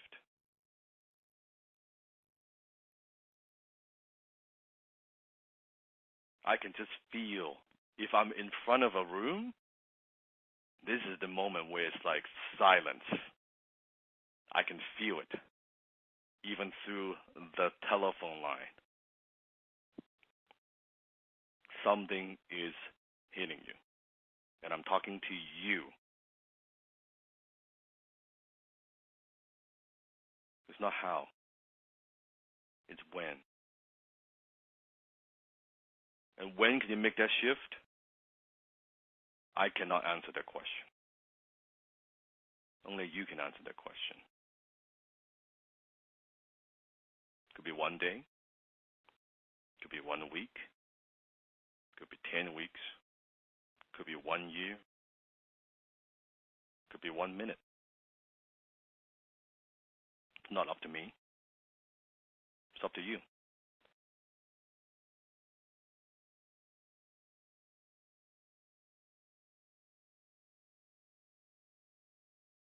Last week I shared with you the 5 high-ticket sales rules.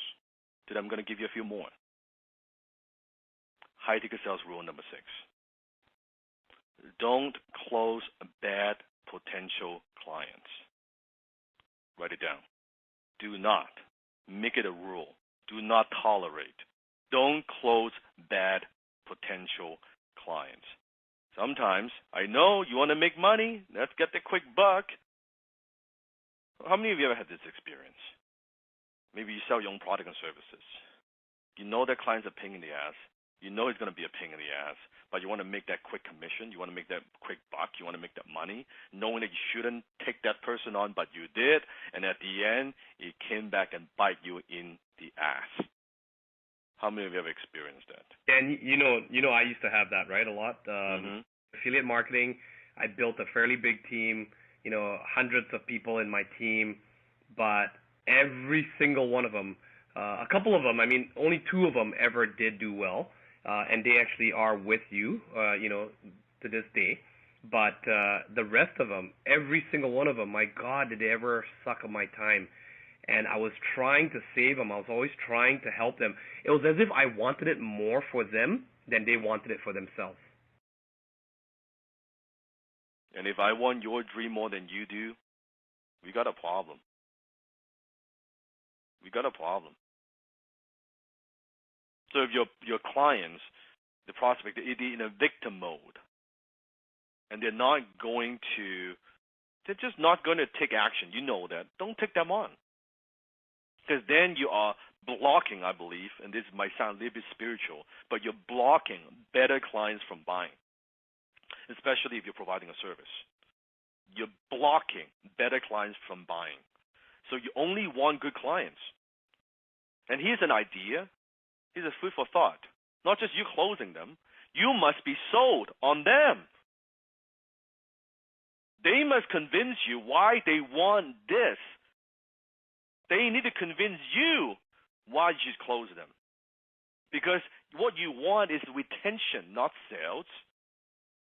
A sale is not a sale until it sticks. It's no good when you close that sale and tomorrow the person comes back and says, you know what, I changed my mind. This is not what I want. And a lot of people like that because the society, nowadays, people cannot fucking commit. They're afraid of commitment. They cannot even fucking spell commitment. And commitment is dying in a society. And this is why so many people fail. They cannot commit to small little things, and they wonder why they're not successful.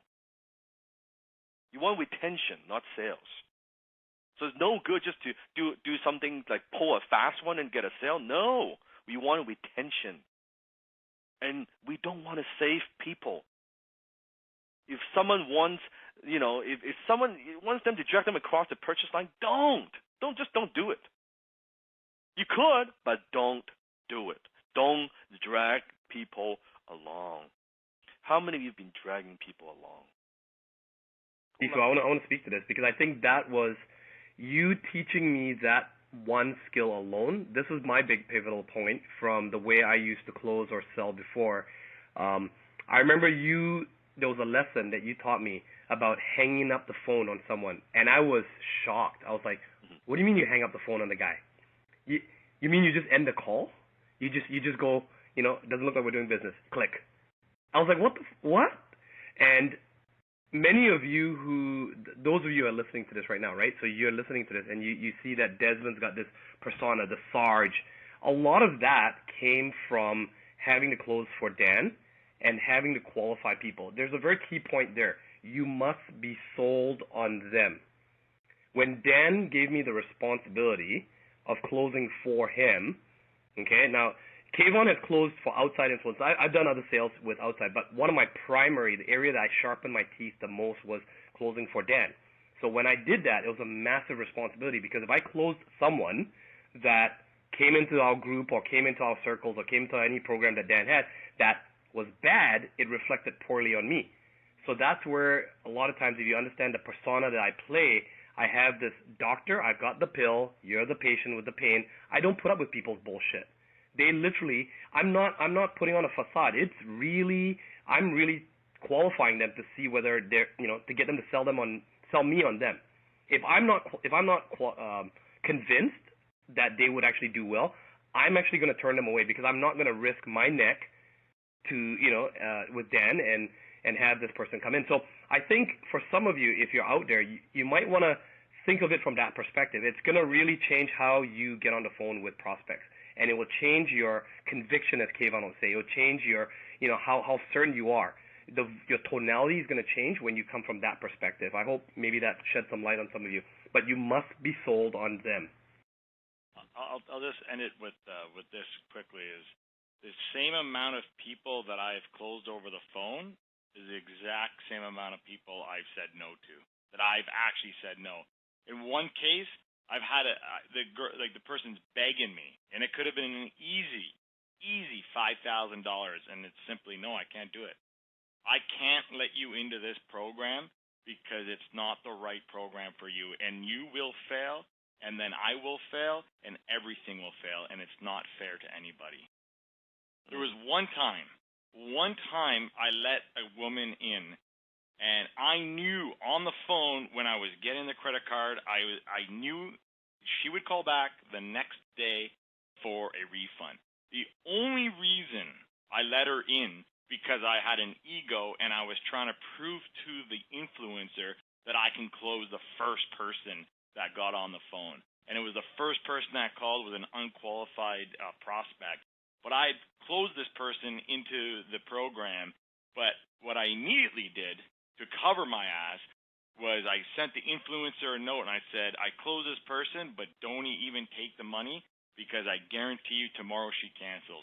Next thing you know, the next day, email comes in. Did not obviously fight it. And it was such a learning experience in that because there was no point in doing that. It didn't actually make me look better. It made me look stupid that I would let something like that happen. And one thing we didn't touch on is that if you let some bad apple into someone else's program and they are a bad apple and they don't complete it or they become disruptive, that's not a reflection of them. That's a reflection of you. The influencer will know it came through you and you let that person in. So you have to, if you're working with influencers, so someone who's not you're not selling your own product, you have to be very aware of who you want in. Would you hang out with this person? Do you want to see this person succeed? Do they have what it takes? And if the answers are no, don't let them in. There's always another prospect ready who's willing to work, who's going to make you look like a rock star, and who's going to develop those results. Two critical things. Number one, bad apple. Don't think, okay, yeah, you know what, maybe that person she's going to change. It's just think of it just a real life bad apple who's rotten inside and out. And somehow you think by putting some more water on it or putting it in a fridge, suddenly you become a beautifully brand new apple. It's naive. A bad apple is a bad apple. There's a reason why they're a bad apple in the first place. And it's not my job to fix it.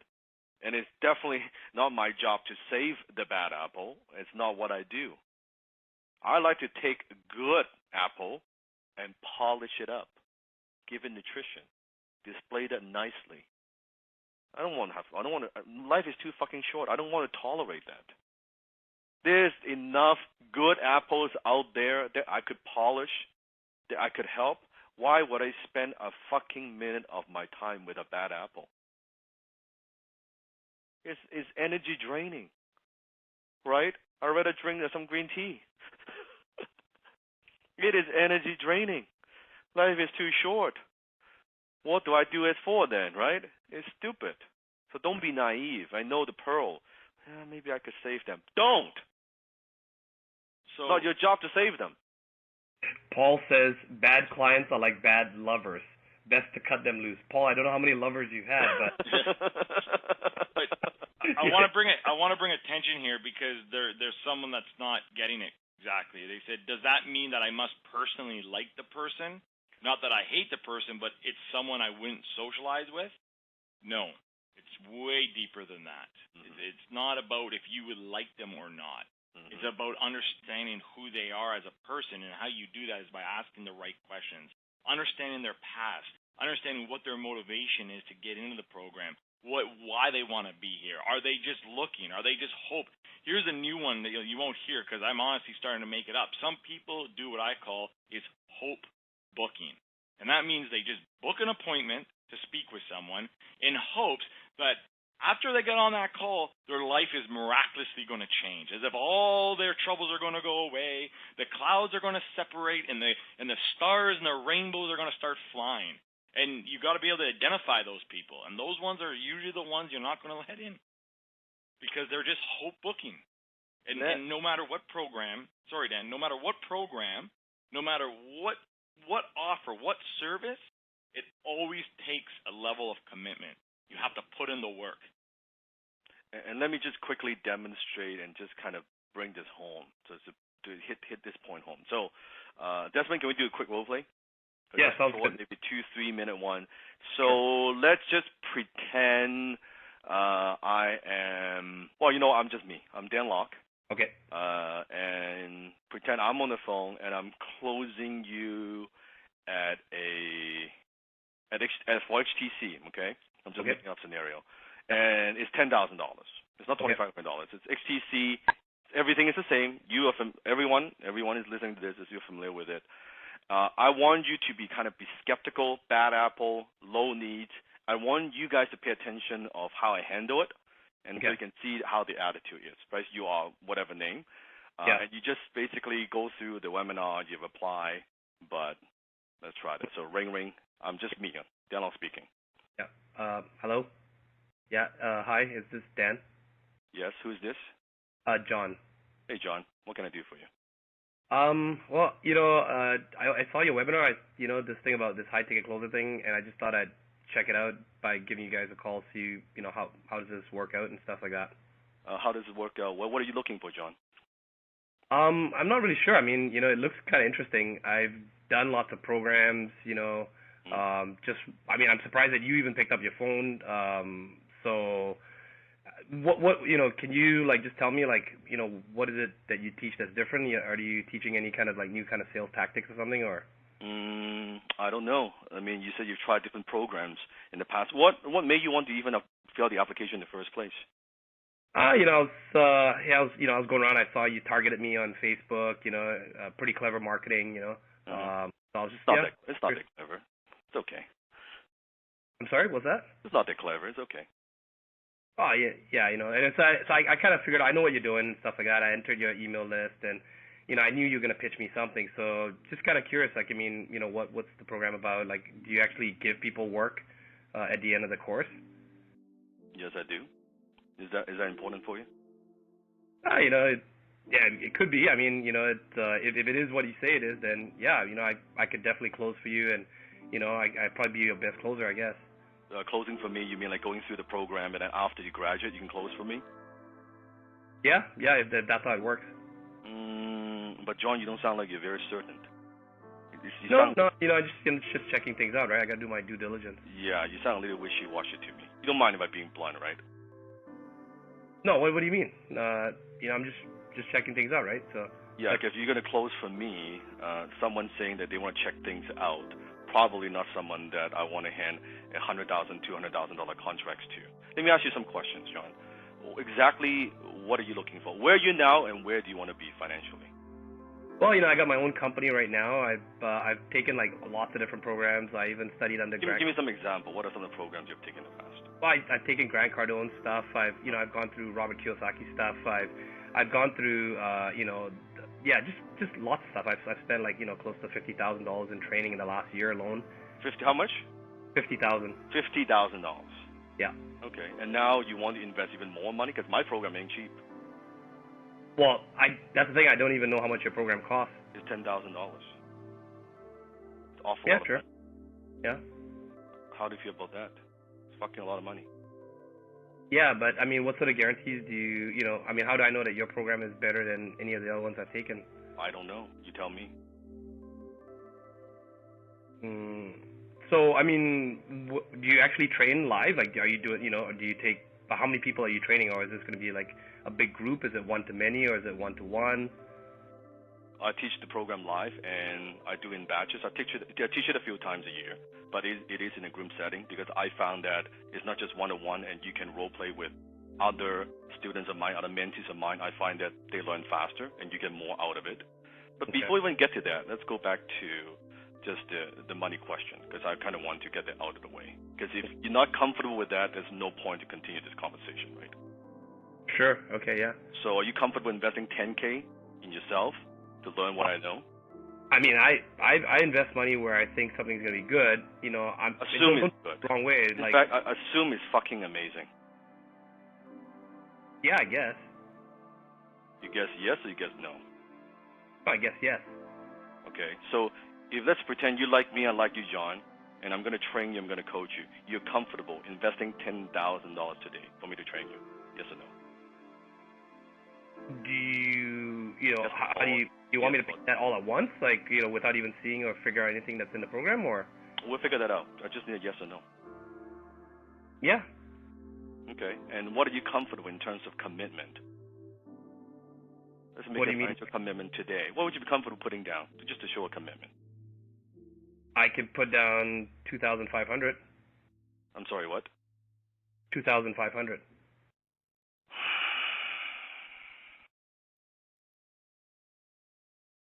Is that the best you can do?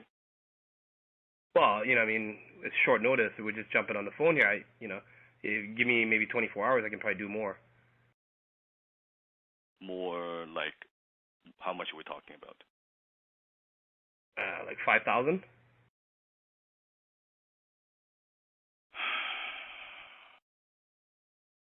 Let me think. And the rest of the 5,000? Well, the rest of 5,000, I've got to move a couple of things around, probably by the end of the week. So 5,000 down, and then within, let's say, 10 days, the rest of 5,000. Yeah, probably it takes a couple of business days to process at the bank, something. Yeah, but about if I can do 5,000, you know, in the next 24 hours, and I can do the rest in 1 week from now. Okay, pause off the role play. Good job, Desmond. It's not the direction I wanted to go, but it's cool. Can you see the difference? Actually, before I would say, Des, when you're on the phone, on a scale of 1 to 10, you're like maybe a, 2, 3? Yeah. Like they're a little bit skeptical? Cocky, skeptical, you know, over analytical. Over analytical, and then, but by the end, again, this is a very short role play. If I was to go a lot deeper, the pain, I could do a lot more things. What I want you to focus on, get out of this, is my tone. Write this down. Tonality is key. You can see I didn't say a whole lot, but I used my tone to gain control. And I asked some pretty penetrating questions. And you can see I am kind of throwing Desmond a little bit off his game. Like, how did you feel as a prospect when you, from the minute you got on the phone, and then after a few 4 or 5 minutes later, after we had a little bit of dialogue? I initially felt like I was in control, and then after a while, I was like, holy fuck, this guy, yeah, like, what do you mean? Like, so you rocked me off my boat a bit. Right, and then from there, you weren't even particularly thinking of buying, and then we're talking about a 10,000 commitment. That's right, yeah. And you understand also, from everyone listening to this, we're talking about $10,000 without actually talking about what it is. And a few times, Des tried to redirect. Well, talk to me about the guarantee. Talk to me about the program. I simply redirect, and I focus on the issue. There's no point talking about it if we don't get past the money issue. Now, again, this is me being a little bit more direct, a little bit more Ruby, a little bit shorter. I can be way more Pearl. But I want you to see the tone of it. I wasn't being rude. I was just direct. I was very, very direct. And I want you to hear to conviction. So at first, Desmond was like, oh, man, I got burned. $50,000 I've spent with various people. Is this going to work? But my conviction is contagious. Suddenly, he feels a little bit more certain about the program. Right, Desmond? How did that feel? Yeah, definitely. You definitely sounded very boss. Yeah. You knew what you were talking about. Yeah, and it's not like I don't need to convince him of my stuff works. I know my stuff works. Now, also in terms of, and this is so interesting. When we're talking about closing, chances are, I'm guessing, that if Desmond's calling me, he wants to learn how to close. So it's like two things are going on here. One, he is as a potential student, he's gathering information. He wants to know a little bit more. On the other hand, I'm at the same time, part of his brain is basically mind fucked. I cannot believe I just got on the phone, not really want to buy, and we are now talking about $10,000 sale. Then I'm gonna make a commitment for $5,000 and $10,000 in 10 days. What the fuck just happened? I want to know how to do that. Right. Hey Dan, another thing was I played the role of, which I've actually experienced many, many times. Usually when you get guys that are coming on like this, they're cocky, it's a facade. The way you set the tone, you definitely position yourself more as the authority. And I'll be very honest, you actually made me feel like, holy shit, maybe I'm being a little bit rude to somebody that fucking knows his shit. Maybe I should just shut up and listen to this person. Mm-hmm. You turned it around very quickly, that feeling changed. So many times, if you do run into someone like this, it's a dance, but you need to be able to know how to position yourself to be more of that authority through that tonality that then puts them back in their place and makes them realize that they are being rude, that they are being skeptical. I mean, at the end of the day, I'm sure, Dan, you could have just easily hung up the phone on me if you didn't want to, but I could feel that. So I didn't want you to hang up the phone on me, so I had to soften up to play, because I knew I was being an asshole to you, so I was like, okay, I do want to learn something from you, but I didn't want to show you all my cards. I didn't want to show you my weakness, but fuck, you called me on my bullshit. That's right. And I do it in a way without calling you your bullshit directly. And that's what the level you need to get to. Now, overnight, keep in mind, I've been doing this for a long fucking time, okay? What I'm saying is that's the level, that's where you want to aim for. Fewer words, use your tone, and you say it in a way that, I better not fuck up. Because Desmond is like walking on a tightrope. He can feel in any minute, I could say, you know what, John, this is not a good fit. I don't think I'm the right mentor for you. I wish you good luck. Goodbye. That's how you reject someone, by the way. I'll repeat one more time. John, it doesn't sound like we're going to be doing business today, or it doesn't sound like I'm the right guy to help you. I wish you the best success. That's it. Pretty fucking simple. Don't drag on and on and on. There's no need for that. Sometimes you hear the prospects. They'll go, wait. It happens a lot, actually. Because it has never happened to them when they're talking to a salesperson, quote unquote, a closer. The person wants to get on the phone. Every single damn salesman wants to stay on the phone as long as possible so they close the sale. And this guy, what the fuck, high-ticket closer, wants to get off the phone. He is hanging up. And they'll be like, wait. And then sometimes I'll say, what do you mean? You have something else to say? You got 5 minutes. Go. Control. I'm not attached to the sale. I'm not attached to the sale. Right? Candy is saying, well, Dan, you're so well-known, your guarantees mean something because of who you are. Well, Candy, I'm going to demonstrate a little bit later role play where I'm not who I am and just do what I do. I'm telling you, it is the same.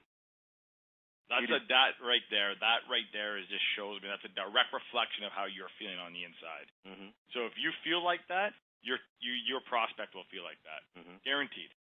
So again, I'm going to say something. Pay attention to this. Take a deep breath, everybody. Deep breath. Inhale and exhale. Okay, relax.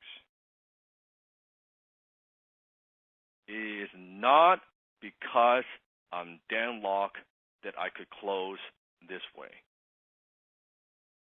It is because I could close this way that makes me Dan Locke.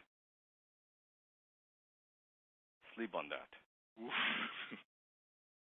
Sleep on that. Okay? Drowning people would pull you under. So, simply tell them, you know what, it's not a good fit. Right?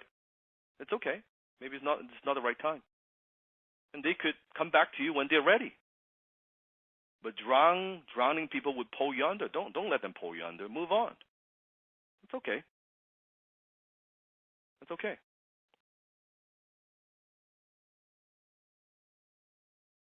High ticket sales rule number 7. Oh, by the way, put in the chat box. How many of you are learning something new today? How many are learning something from the role play?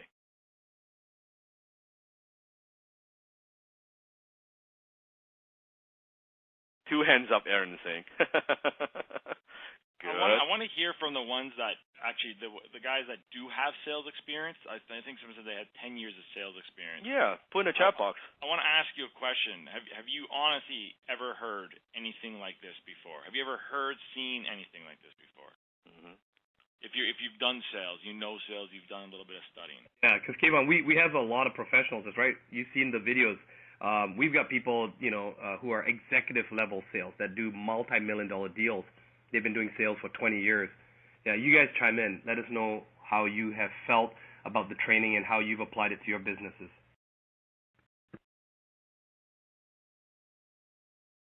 Something new every time. I learn something if you're not learning something new every time you listen to this or you hear someone speak, you're just closed. You closed your ability to grow and learn. So rule number 7. People don't buy their way into something, they buy their way out of something. You touched on this a little bit last week. Always remember, people don't buy their way into something, they buy their way out of something. So after the bonding, after the initial period of time, they must feel the pain or they won't buy. That's why it's so critical. Go to that level 2, level 3. Now, again, not necessary every single time you got to go level 3 to close sales. The role play there with Desmond is level 1. I could have closed that sale right there.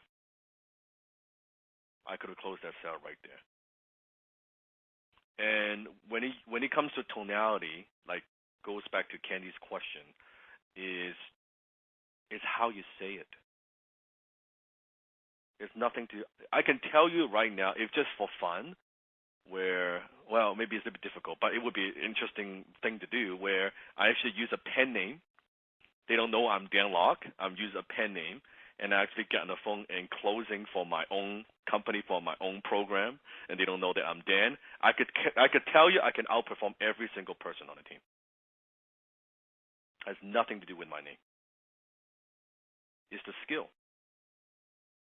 First of all, I have conviction. I believe in what I teach. Well, wouldn't that be fun, actually, Kayvon? But I think it's kind of difficult because they probably will recognize my voice. Yeah, I was thinking that's going to be fun. Yeah, but here's the reality, again, though, Dan, is if you get through this course and you learn everything you need, you are going to be better closer than the influencer themselves, anyways. Yeah. Like a lot of influencers I work with, they can't close shit. That's why they need us. I agree. So it's a skill. So don't feel like, again, it's not because I'm Dan Locke that I could close this way. It's because I have closed this way. That's what makes me Dan Locke. I'm where I'm today. Just no different than where you were. How you're getting started. Somebody taught me a little bit, a lot of this through the School of Hard Knocks, but nobody taught me the way that I'm teaching you, for God's sakes. When I'm giving you all these strategies, I'm creating a platform for you to role play. I'm teaching you how to role play. I'm giving you a roadmap to follow. I'm going to give you the script. I'm going to give you all these training. That's why it's decades of experience. I just compress it in days, right, for you to get. If you were to learn this stuff on your own, like what I did, wow, that would be hard. That would be very, very difficult. And also, don't try to apply pressure at the end of the call. It's too late. Do it in the beginning of the call. I notice again a lot of new closers who doesn't have a lot of experience. You ask all the questions and you do what you typically do, and 2/3 in the way. Sometimes, usually, when it comes to money or decision making, you're losing a little bit of control. and then now you're trying to push them. You're trying to apply pressure at the end of the call. The prospects would feel like you're pushing them, and that's not good. So what did I do there with Desmond? I didn't wait till the end. I didn't talk about imagine I could have done it the other way. Well, let me talk to you about the program. Let me tell you how good it is. Let me tell you how many students we have. Let me tell you how many people we've impacted. Let me tell you how cool and awesome I am. And then at the end we get to the money. Oh, actually, you know what, Dan? I've spent $50,000 in the last 1 year, last 12 months. I don't want to spend more money. I'm running out of money. I can't invest. Oh, now I'm trying to justify. I would rather do all of that in the beginning. I don't want to do it at the end. As soon as I find out about the needs, I want to talk about money. That was one thing I wanted to address. I didn't, because you guys were on with such great knowledge. The one thing we didn't address was you turned Desmond, who is a wishy-washy prospect, and there was prospects like that, or kind of arrogant, and you turn him into a yes/no person, right to the point. You asked him, "Will you invest $10,000?" It's a yes or no question, and even Desmond was like, "Oh well, no, it's a yes or no." Mm-hmm. And then I say, "Well, how does this work? We'll figure that out later. Just yes or no right now." Well, he's like, "Oh, yes." Commitment. Right, commitment. Okay, so what would you be comfortable putting down to show a commitment? He was even playing I like to live back and forth where, well, what do you mean? He knows exactly what I mean. I say, well, what would you be comfortable putting down today to show a commitment? Oh, well, $2,500. Is that the best you can do? Well, I can move things around 24 hours, $5,000. Okay. So there I know that he's more committed to his success. Because there's a difference. Because he could have offered me $5,000, but he offered me $2,500. Right? It's chickening out. But by pushing him a little bit with finesse, getting to commit to himself, commit to the purchase just a little bit more, he said, I can come up with another $2,500. I can do $5,000. And Dan, just for everyone out there, again, I'm not taking a stab at the emeralds. I was playing a fairly ruby emerald position, okay, guys? Mm-hmm. Emeralds tend to do that. They will come in because they think they know all the numbers. They think they've got it all. They want to do their due diligence. They need time to think about it, right? Dan was stopping me from even coming up with, like, I need to think about this. I need to see what he literally challenged the ruby in me, and he overcame the emerald in me on that part. Because emerald wants certainty. Yes, they like the facts and figures and numbers and all of that, but what they crave, emerald, is the safety, is the security, is the certainty. Give them that. Sometimes you give them that through numbers, through facts, through proofs, through information. But the easiest way to give it to them, I can tell you, is through your tone, your tonality. It's through your tonality. We're almost at 8 o'clock, 2 hours in. Why don't we do a break? Everybody, do a quick stretch, 2-minute break. So far, so good? You good? You good? Put a chat box? I was like, all right. I was like, no, more. Okay, 2-minute break. I'm going to grab a glass of water, and I'll be right back. Okay, Vaughn, you still there? You know I'm always here. I don't go anywhere. That was again, every time I listen, I'm always learning. As we're teaching, we're learning. That was good. I got some good notes on him when he was trying to close you. It was great. Yeah. I love the I've never been that stern where it's a yes or no question. I'm gonna definitely use that with again. It's so important because I'm going to definitely use that at the right time. I thought I was cheeky. I thought I was getting Sifu a bit there. No. Slam me. And then the thing I love too is he said it's about confidence. That's all it is. It's not Dan Locke. It's the confidence that you have. And if you don't have confidence, you can't close. If you're more worried about closing them than they are worried about buying the program or investing in themselves, that's a problem. That's a big problem. I tell my closers, they at that point when by the time you work with me on my team, You have the fundamentals. You know what you're doing. The only thing that's stopping you from getting what you want is yourself, the mindset. Every time, 99% of the time. And I can speak to that because when I was closing, it was my mindset 99% of the time. It wasn't the skill. The tools, you have them. They're there. It was just, for a second, I stopped believing. For a second, I got distracted, so I wasn't fully engaged in the conversation. For a second, I started making these stories up in my head, like, oh, they probably don't have money. This is a waste of my time. And guess what? Lost the sale when they had money. For me was, if I had a client like that, which we did, right, Kieran? We had that one client when we first started working together, and their prospects coming in on the calls were very much like that guy that I played. And we were under this impression that we had to close them, right? Then Dan said, no, you don't have to close, people that are skeptical. You don't have to. You can reverse psychology, or you can just, be very blunt with them, right? But we had a lot of those prospects coming through the pipeline, and that's how I was able to bring that up from memory, how to kind of play that role, because I used to get so many of those guys. And the funny thing was, because the ones that I did, they kind of took control. I let them push me around a bit. I kind of, the pearl in me kicked in a bit. At a point, sure, I gave in to them. Hey, yeah, sure. Let me just provide you some proof. Let me provide you some things. None of them, 100% of them, never bought. Never. Yeah, never. No. That is actually, like, whoa. That is powerful, because you're right. I remember, like, the ones that said, "Oh, show me proof." We showed them proof. Yeah. We literally showed them proof. We even gave some people almost an experience, like a 30, a 24-hour come into the program. Yep. None of them purchased because they were never going to purchase in the first place. They were hope booking. They were not qualified. They were not committed. They were not committed. No matter how good you are as a closer, if they don't have commitment, and you can't create that commitment for them, you're not going to close. They won't close. And that's a good point. It's not just that. It also goes back to the mindset, why I am such a big proponent of programming your mind for abundance and prosperity. Why do we play the money game? Why do we need to expose those lies?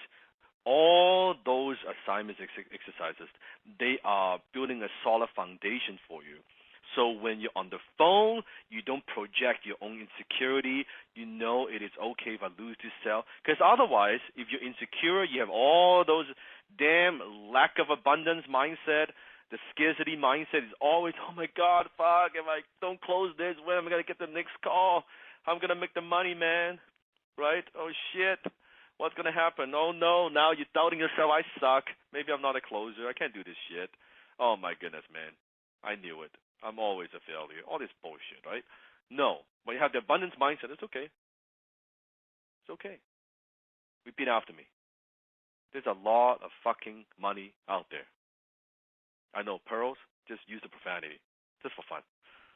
There's a lot of fucking money out there. It is infinite. There's always another sale. There's always another prospect. That's the good thing about what we do when it comes to high-ticket sales. You don't need a lot of people. You don't need to close that many sales. You cannot close that many sales. You don't need to close, Kayvon, you don't need to close a lot of sales to make a damn good money compared to make more money in a month than what most people earn in a year. One client. One influencer. A few calls a day, boom. 6-figure. Flopping your lips. It's so easy. It's always so easy. Right? Let's keep going. Having fun? You having fun with this? Good. It's fun. See, role play is fun. Teaching is fun. That's why we always go for time. I can see the pearls, and they're like, there's a lot of freaking... We love you. We're here for you. I'm teasing you. It's good. I'm a ruby too. I'm ruby and I'm a pearl. I get it. I'm very pearl. Yeah. I know there's an Andre out there who's very pearl. Yeah. You're teasing Andre again. Oh, that's so funny. Okay. So when needs are low, pay attention to this. We talked about this, but I'm going to go a lot more in depth. You use reverse psychology or opposite redirection. They're the same thing. So remember, you get on the phone, very quickly, in your mind, you put them on a scale of 1 to 10. 1 being not interested, 10 being they're ready to buy right now. Anything below a 5, reverse psychology. Anything above a 5, you ask questions, discovery questions.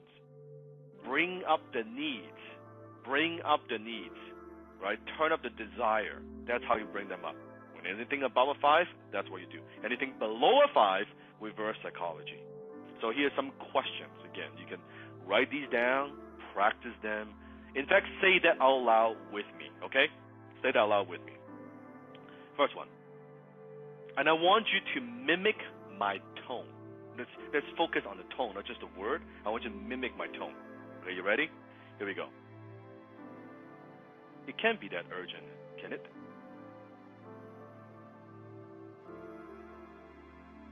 It's not that bad, is it?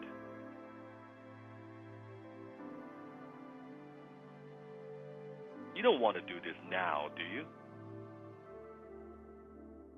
I'll say that again.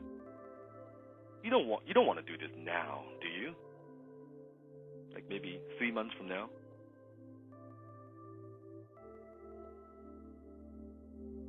Bracket, describe the situations. So something like, so you're spending $10,000 a month on ads. What's wrong with that? What's wrong with that? You're not getting blank result. So what's wrong with that? Isn't that a good one? Repeat after me, word for word. Tonality, mimic my tone. But you're probably not comfortable with that, are you? You're probably not comfortable with that, are you? You don't sound very excited about this.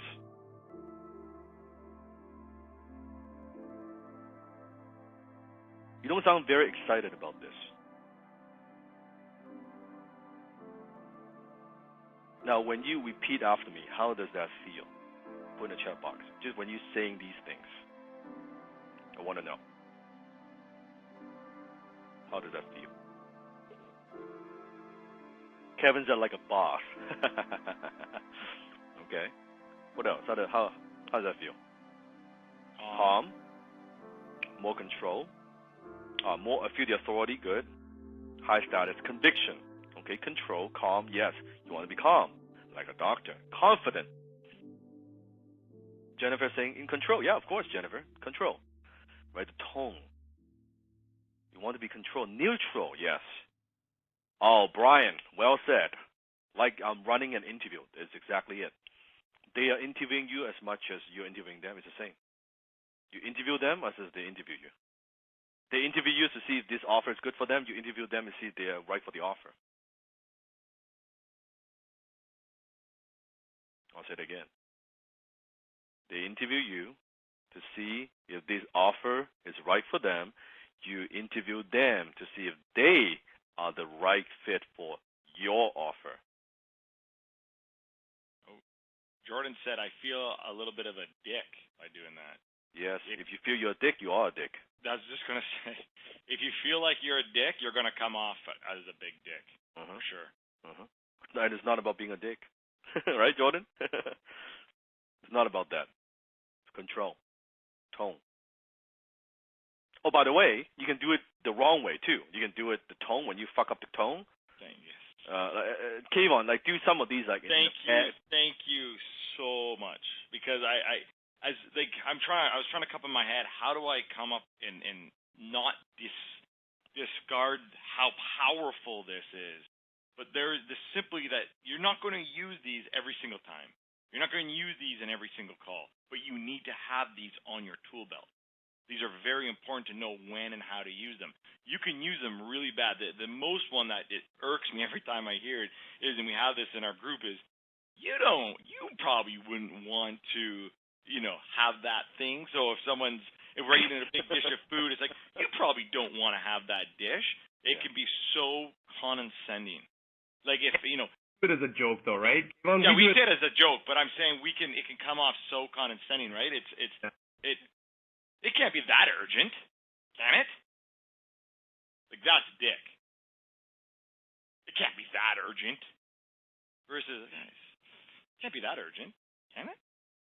Mm-hmm. And let me demonstrate, but before I do that, Danny's asking a good question. I sell S-Space. I feel like customer who's disinterested, I say, you don't want to do this now, do you? He's letting them off the hook about making a buying decision. That's because, Danny, you need to go through the steps first, bring out the needs.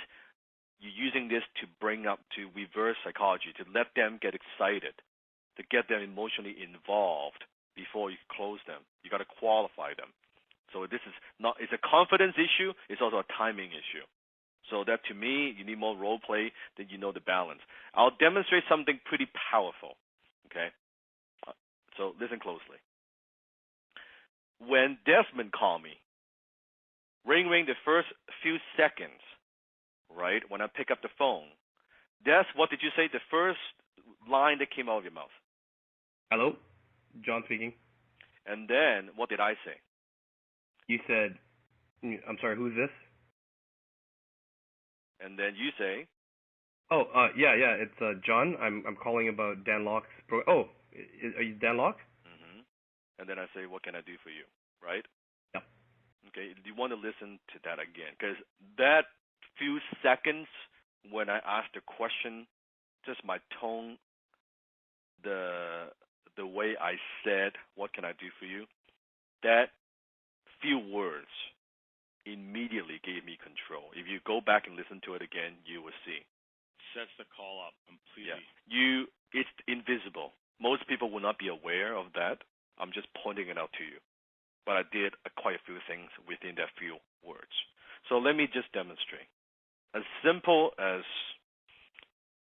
what can I do for you? Let me just do it different ways and different tone, and you tell me the difference. Okay, put in the chat box. First one. So what can I do for you?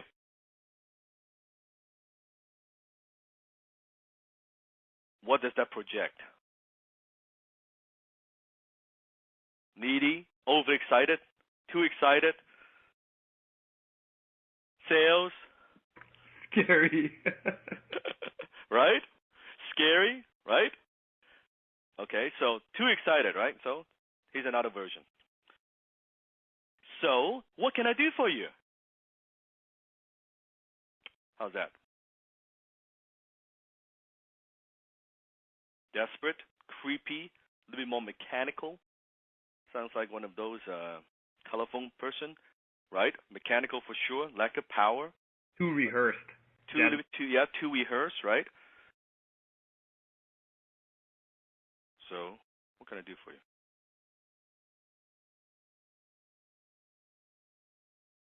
How about that? Monotone. Serial killer. Scripted. Salesman. Okay. How about this one? So, what can I do for you?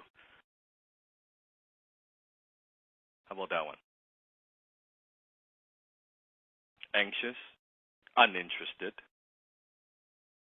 Half asleep. How about this? So, what can I do for you?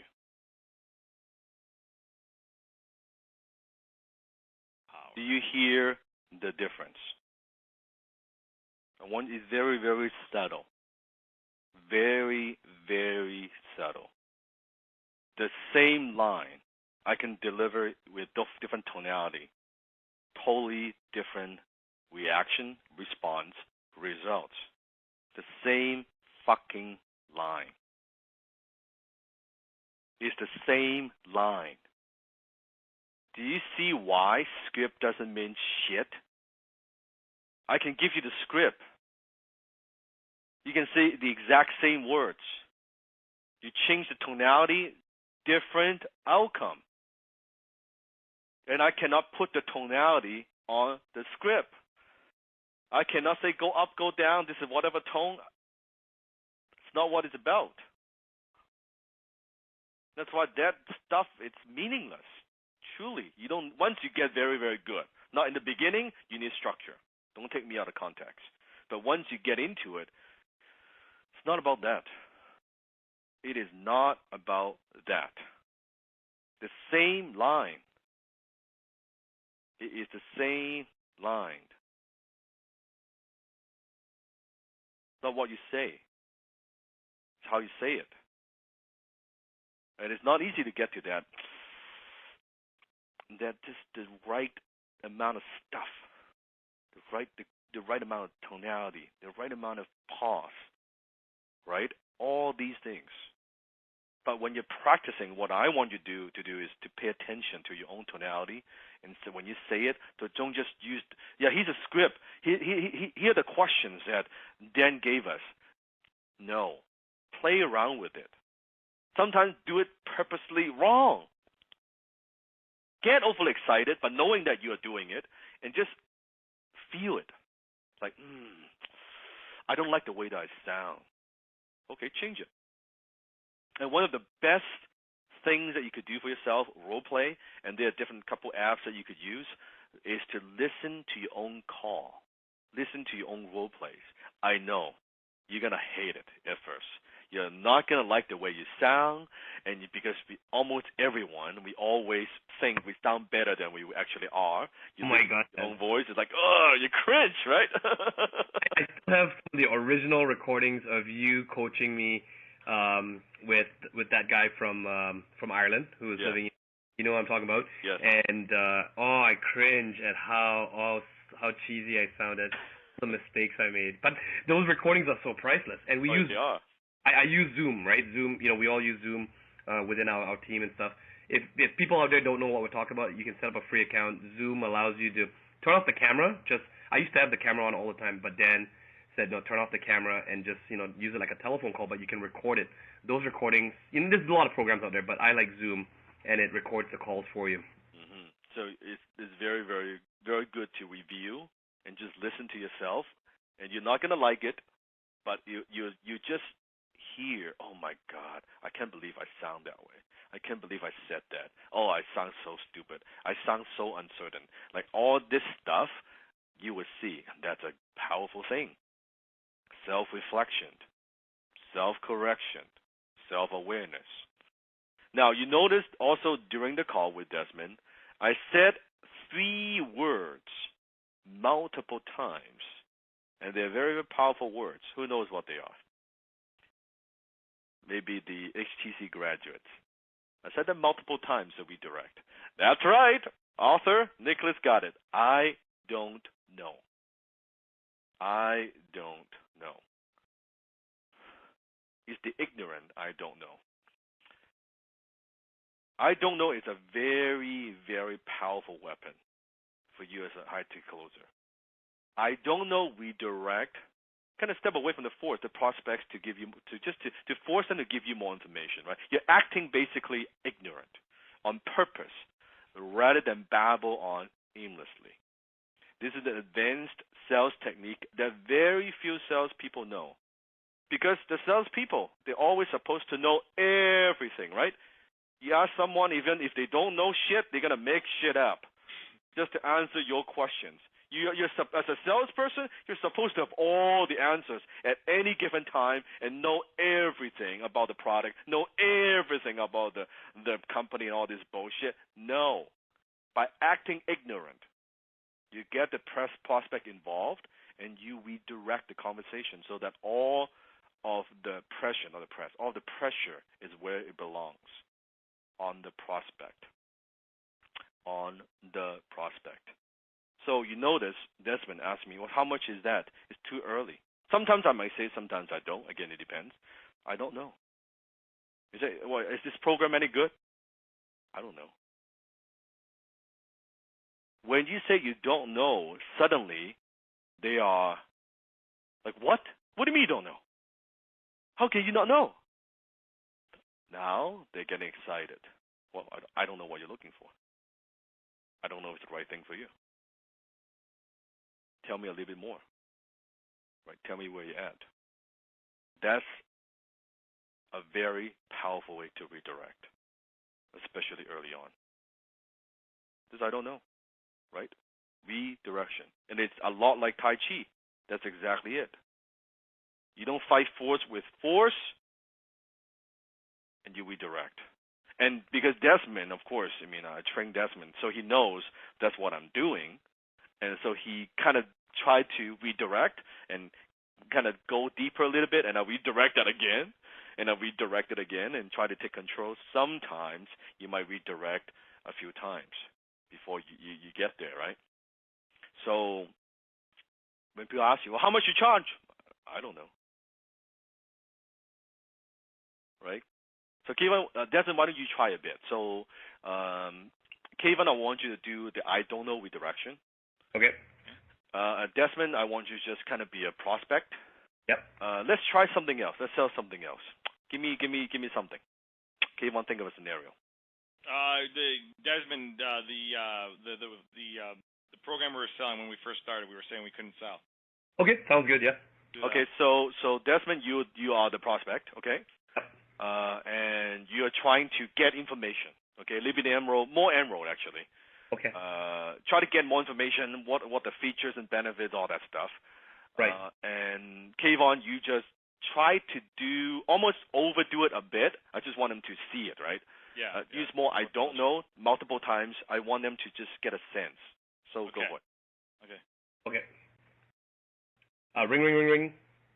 Well, let's just start, Desmond, in the middle. We don't have to go through all that again, right? So, Desmond, you just ask me, so what's the program all about? Yeah. So, Kayvon, can you be more specific? I mean, like, how are they doing the mentorship for this forex trading? I don't know. So let me ask you a question. How often do they actually show us how we set our candles, and what are they benching everything off? Is it off Elliott waves, or how are we doing that? I don't know. It all depends. No, Desmond, let me ask you. How'd you hear about us? Well, I saw the ad and I watched the webinar with I just thought that Peter and John, they're really good about what they're doing, but I've seen a couple of these things and I watched the podcast. I heard the podcast as well. What I want to find out more precisely is like exactly, are they just making assumptions on this, or do they actually have how many pips are they getting on each trade? I mean, I don't know. Maybe you can tell me. Well, I mean, what do you mean you don't know? Are you, how are they training everyone to get the 50 pips that they're talking about? Well, I mean, I know exactly how they're trading them, but what I don't know is if that's something that you need right now. Oh, well, let me ask you, Desmond. You said you heard the podcast. Is that correct? Yeah. I've listened to several of the podcasts. So. Okay. Okay. So what was it on the podcast that triggered you to say, I want to get on the call and learn more about this? Well, just I followed Peter and John for quite a while, and I know that strategy works. Actually, they were in another group that I was in before. I used to see them communicating in the forum. So some of the strategies are pretty good, but again, I don't know whether it's proven or not. I don't know whether or not what they're doing actually gets 50 pips every day. What strategy works? Well, I'm using the MCT program that they're using already, so I already have my own trading plan, but I'm not sure exactly what they're doing differently from everyone else. That's what I'm kind of finding out right now. Mm-hmm. I mean, it sounds like you know exactly what we're doing over here. Well, I don't know, so that's what I was trying to call to find out. Mm-hmm.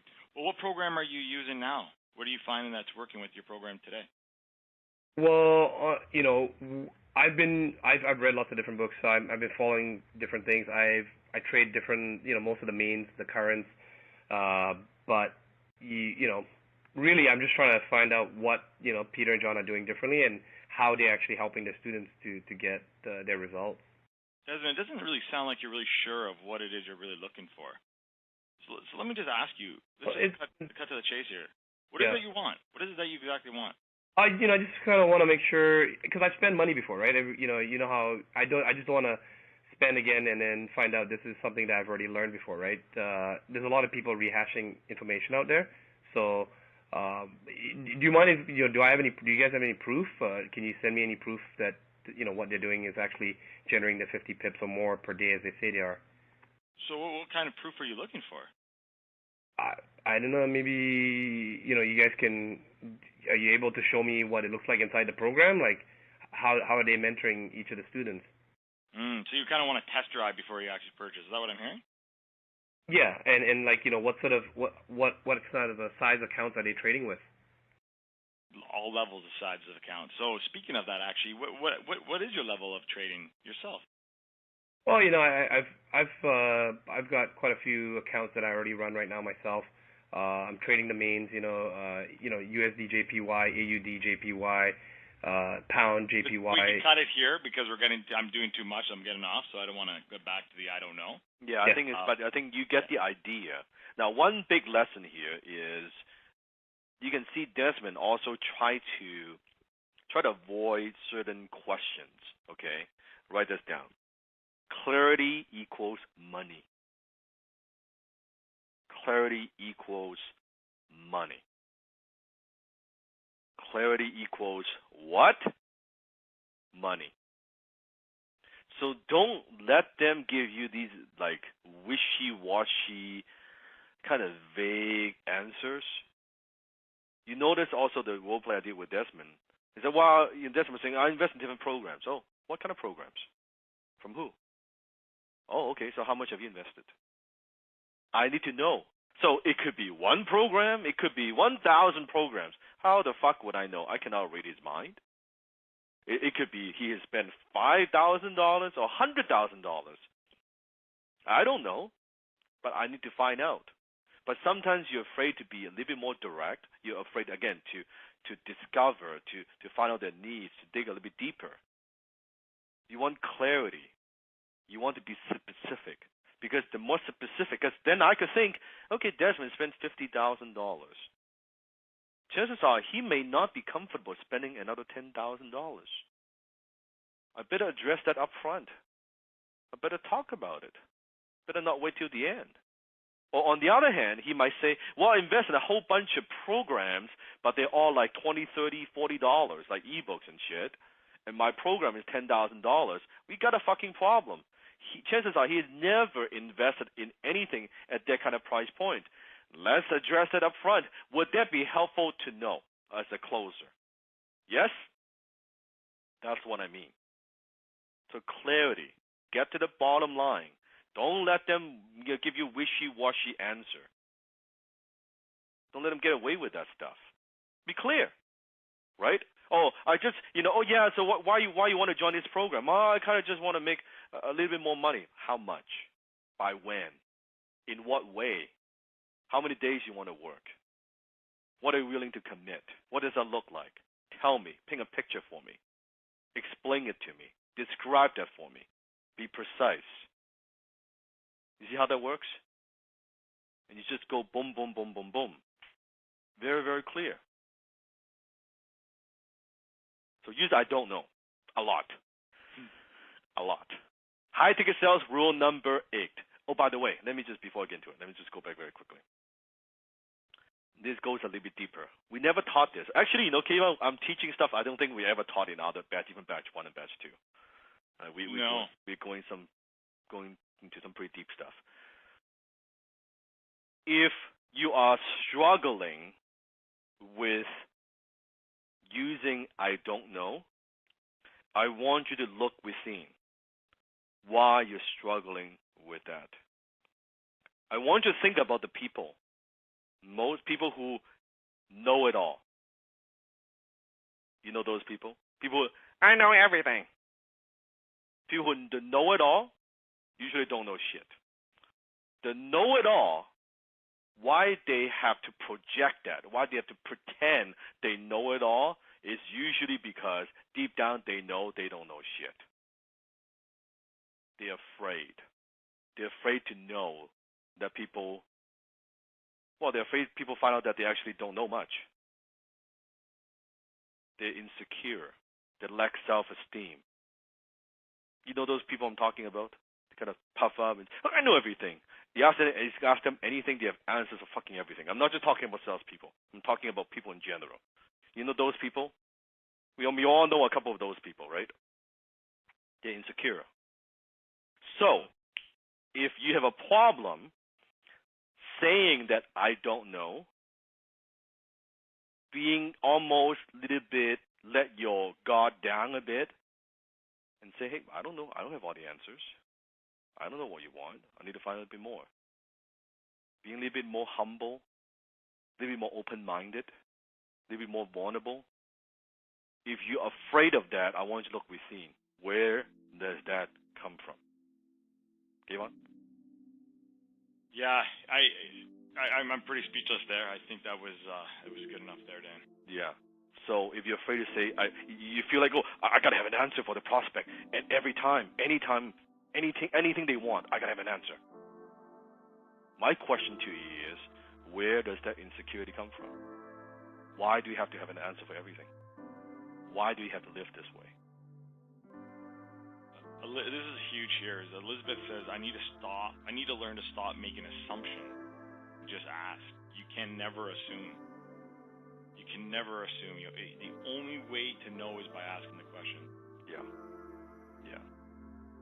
You know what? This is so good, this class. I feel so good. There's so much content.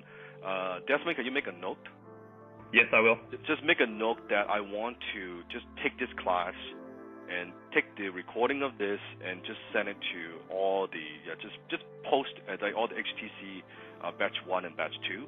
Okay, got it. I just want them to get this because I think there's a lot of depth with what we're talking about. Got it. Well, Right. thank you. Thanks for sharing it with the other batches as well. Yeah, I don't know if I can always recreate this, and that's why I teach it live. Is whatever comes to mind, and I just share, right?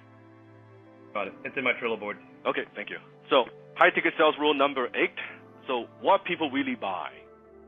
So, 50% of why people buy something is the brand. Is what? Is the brand. They buy the brand, right? You like the Apple product, you buy Apple product. I've got my iPad, I've got my Mac, I've got my iPhone, right? If you're a certain brand of clothing that you wear, you want to buy the brand because we associate that by being the brand.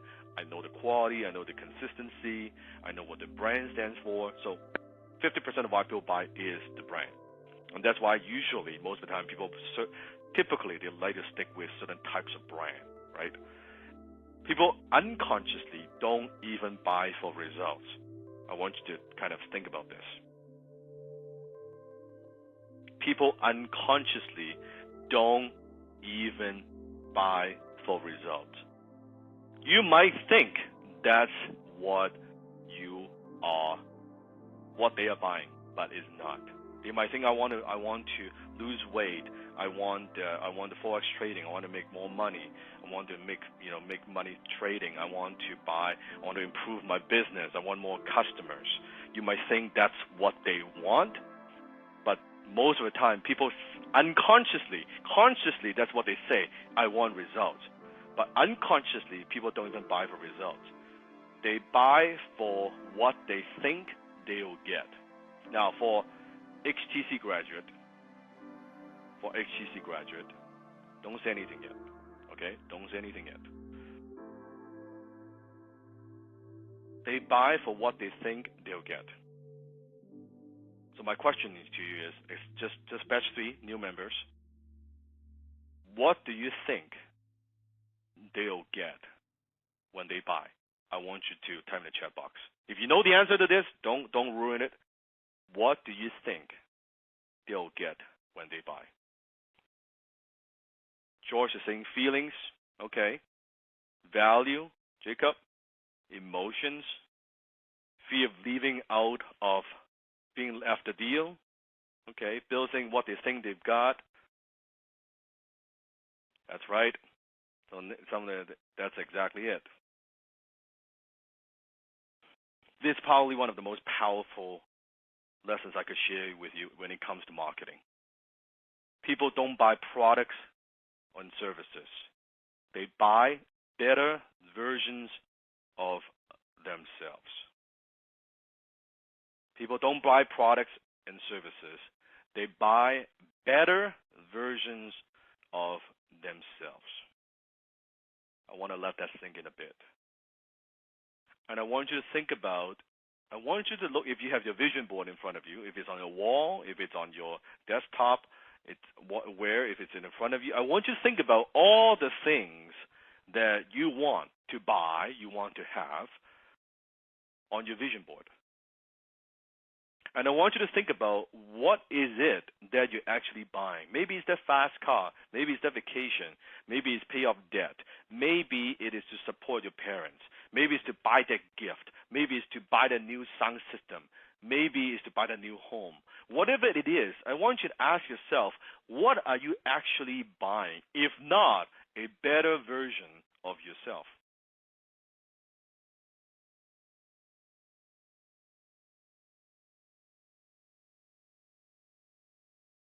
You are buying that not because of the thing.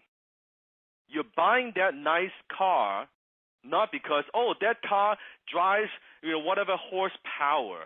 It's got whatever feature. It's got the sunroof. It's got whatever cool gadget. It's got whatever. No. What you want to do is you want to get that key. You turn on the engine. You want to drive that car. You want people to see this is a representation. It symbolizes something.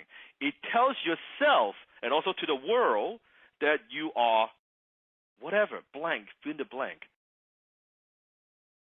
Or to show the people around you that you are different, you are better. Or to tell yourself that I'm better, that I could do this. It could be status. It could be validation. It could be approval from others. But if you boil it down to the core essence of why you buy, why other people buy, but let's look at yourself, why you buy, is you are buying a better version of yourself. And this is extremely important when you're closing on the phone. It is incredibly important. You are not buying how to close. You are not buying a 7-week program. You are not buying a Facebook group. You are not even buying on how to have a high-income skill, although you think that's what you're buying. All those is a mean to an end. You are buying a better version of yourself. I think I can drop the mic. I can hang up. I was just going to say. I think we're done for the night. I think this is something. Yeah, it can be. This is where we've already told. I think we were a little ahead of the story, but this is where we were talking, where it was really hit me about the boat, right, and about the car, and about the house that I want, and what it is that all means to me. And at the end of the day, as much as I can tell myself, oh, it feels so much better, Dan, to sit in my Audi with the nice, leather, and it's just so much nicer drive. At the end of the day, I sit in there and I feel fucking pretty damn good about myself. And that's the thing, and it's a beautiful thing as a human being. That's why we have this need for growth. We buy a better version of ourselves. Once we bought it, guess what? We want to buy even a better version of ourselves. We buy the next version. You have a 1.0, 2.0, now you want 3.0. It's not greed. It's growth.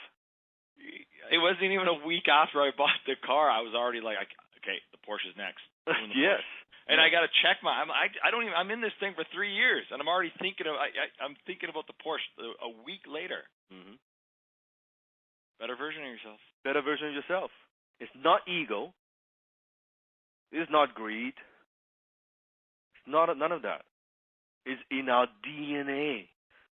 It is in our DNA. We have a very deep need to grow. So does your prospect.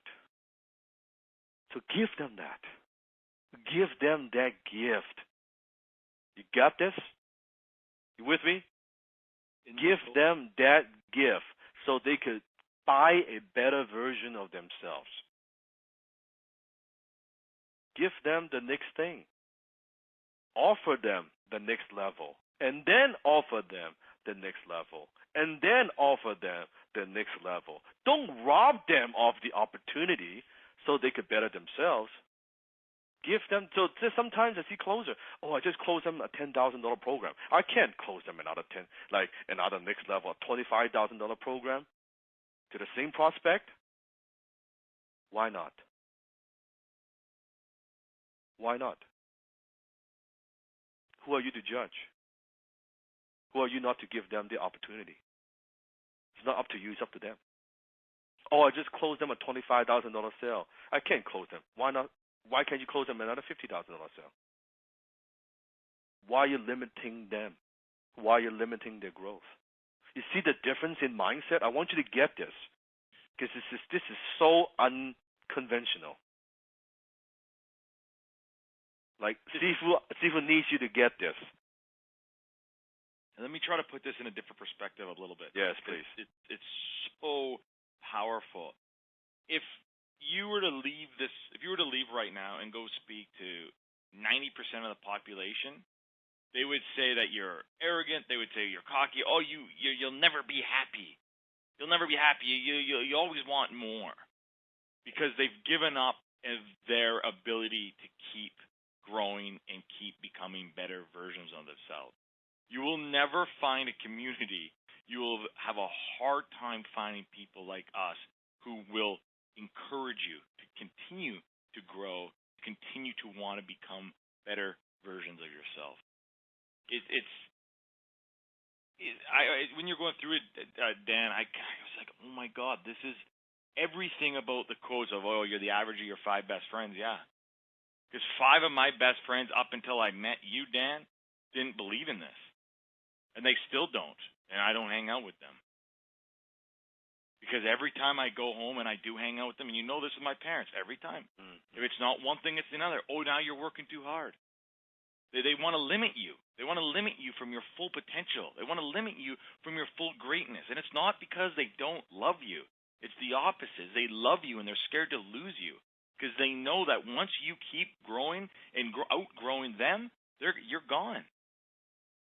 And most people, when in that position, they have a chance to cut that rope forever or to let that rope pull them back in. And they choose to let that rope pull them back in. Because it's scary to go, oh my God, I'm actually going to cut that rope from my parent, not my mom. Not John. I knew John since high school. But we've gone through so much. But guess what? John and Kayvon are going down 2 different paths. And the path that I know is this version. The Kayvon that isn't afraid to get in a car after he purchased it a week later and say, I can't wait for the next one. And it's not because I'm cocky. It's not because I'm arrogant. It's not because I have some small ego. It's because it's what the fucking I want. I want to be the best damn Kayvon there is. And when I find that Kayvon, guess what? I want to continue to be the better Kayvon until I die. I'm going to share with you a kind of a spiritual metaphor, a slightly different way of kind of look at this. So let me ask you this question. Let's say in your wallet right now, and you look at your wallet, given the choice, would you want to have less money in your wallet or more money in your wallet? Given a choice. I think most people would say more. So let's take health. If you could be healthier tomorrow compared to today, if there are things that you could do to be healthier, should you? Should you be healthier? If there are ways you could be happier tomorrow compared to today, should you be happier? If there's ways you can make more money tomorrow compared to today, should you make more money? Just think about that. Just think about that.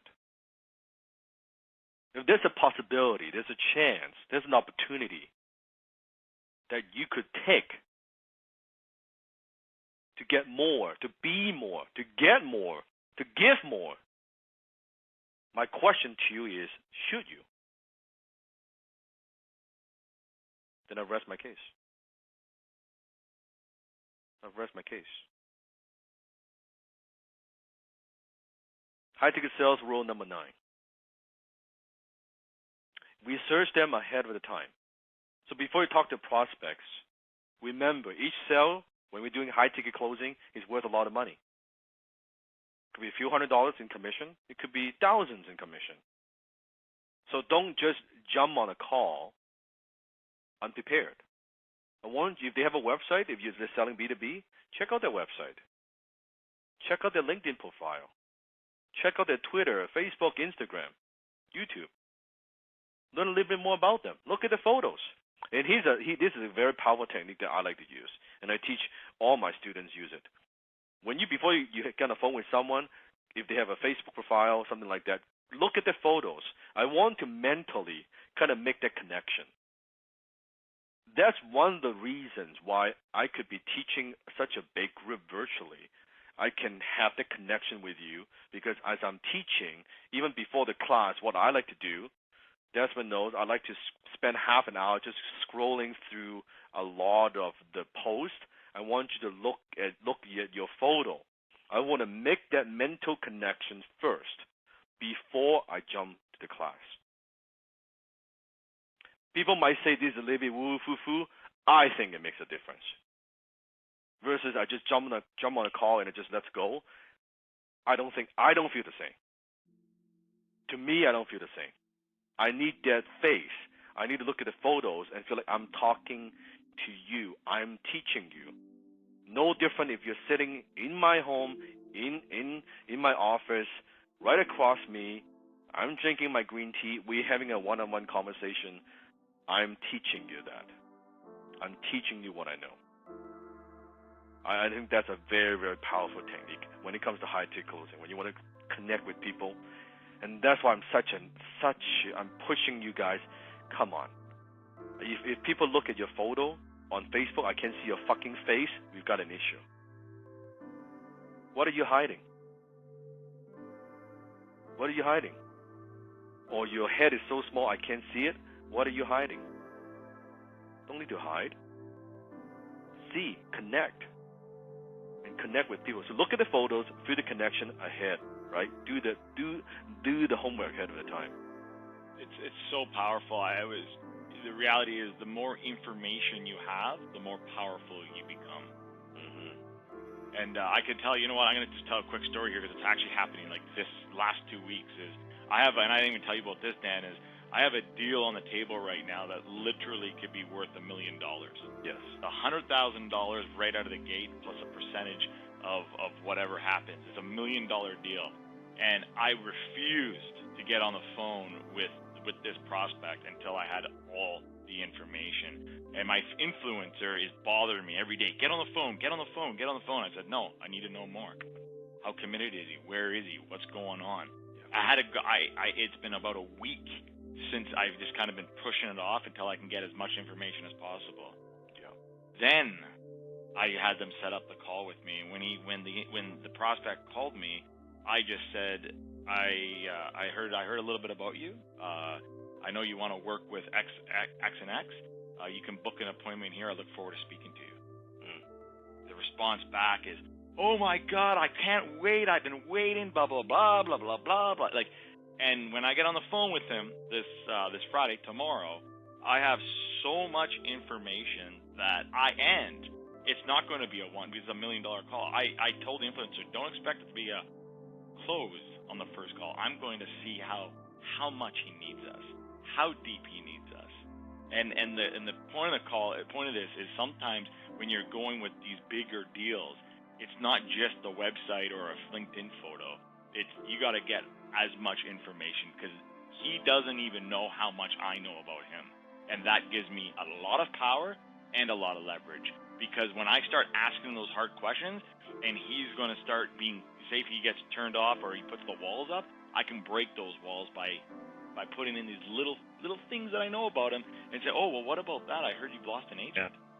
Hey, Kayvon, that reminds me. I mean, when we work with some closers, right? We continue working and training with some closers. and we refined the process even more. We trained them on that. We don't have enough time on this call, obviously, to talk about that.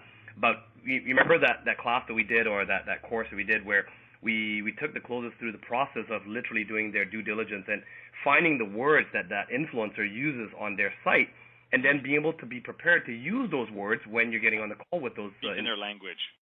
Exactly, right? Speaking the language. The point I'm trying to drive here is speaking their language without going into too much details. But just a quick note about what Sifu just said about what he does. I want to validate what he says, is that he absolutely definitely does go through and look at every single comment. It's not, it's not Jenny doing it. It's not anyone else helping him do it. Sifu's actually on it. Like Jenny might be driving the car and before the class starts and they're getting ready to get to the office to do the call. Sifu's on his phone and he's looking through every one of your videos or your comments.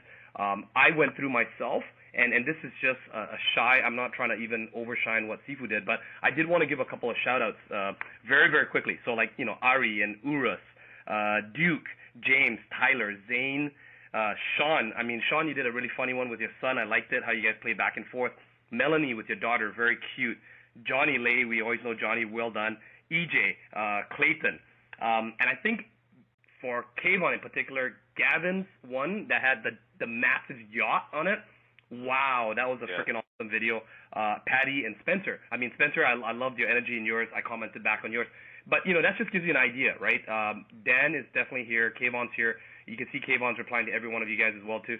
And that's what we do. So when you are as a closer, you got to have that investment before you get on the phone with the person that you're going to be speaking with. And that gives you such an edge. Is that extra mile. That extra mile, think about if you just take a little bit of time, it could be 5-10 minutes before the call, do a bit of research, even a little bit more time, maybe 15 minutes. You're much more prepared. You know who you're talking to. You know their Facebook. It tells a little bit of personality. Or maybe they own a dog, or they just got married, or whatever it is. It gives you some more information. It's easier to bond with the prospect, right? And to me, by taking the time reading your comment, it makes me that much more effective as a mentor, as a teacher, as a facilitator. So I want that. I definitely want that edge. Because when I'm teaching, I want to be 100% full on. And that gives me the extra, right, that can connect better. I need that. Because anytime I'm doing this type of teaching and work, it's transformational. It's not just data. It's not just, here's some script, here's some line that you say. It's not the way that I teach. In order for me to do this type of work, I need the connection. You with me? Does that make sense? I need that connection in order to do what I do, to help you shift the identity, to help you change that self-image. It's not fucking easy. Because you've had your self-image for decades. For me to come along in weeks, I need to change that. That is not fucking easy. So I need all of that leverage that I could get. And here's a great question, great comment I noticed. Never realized that subconsciously I was just afraid to show my face before joining HTC. Never realized that subconsciously I was just afraid to show my face before joining HTC. I'll give you one quote, and I'll leave you one quote. You can't own the world if you avoid the world.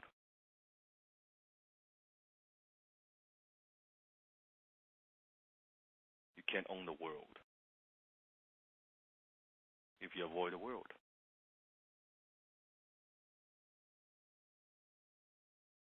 Let that sink in a bit.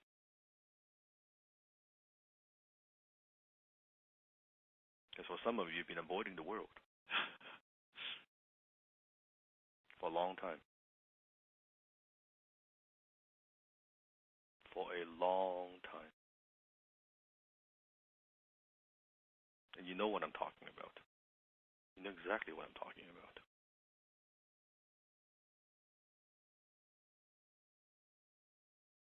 But no one ever pointed it out to you.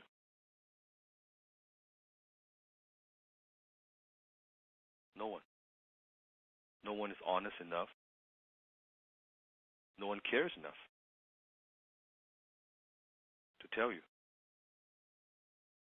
the truth.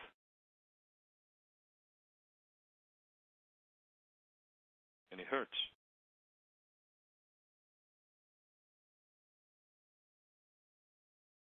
And it hurts.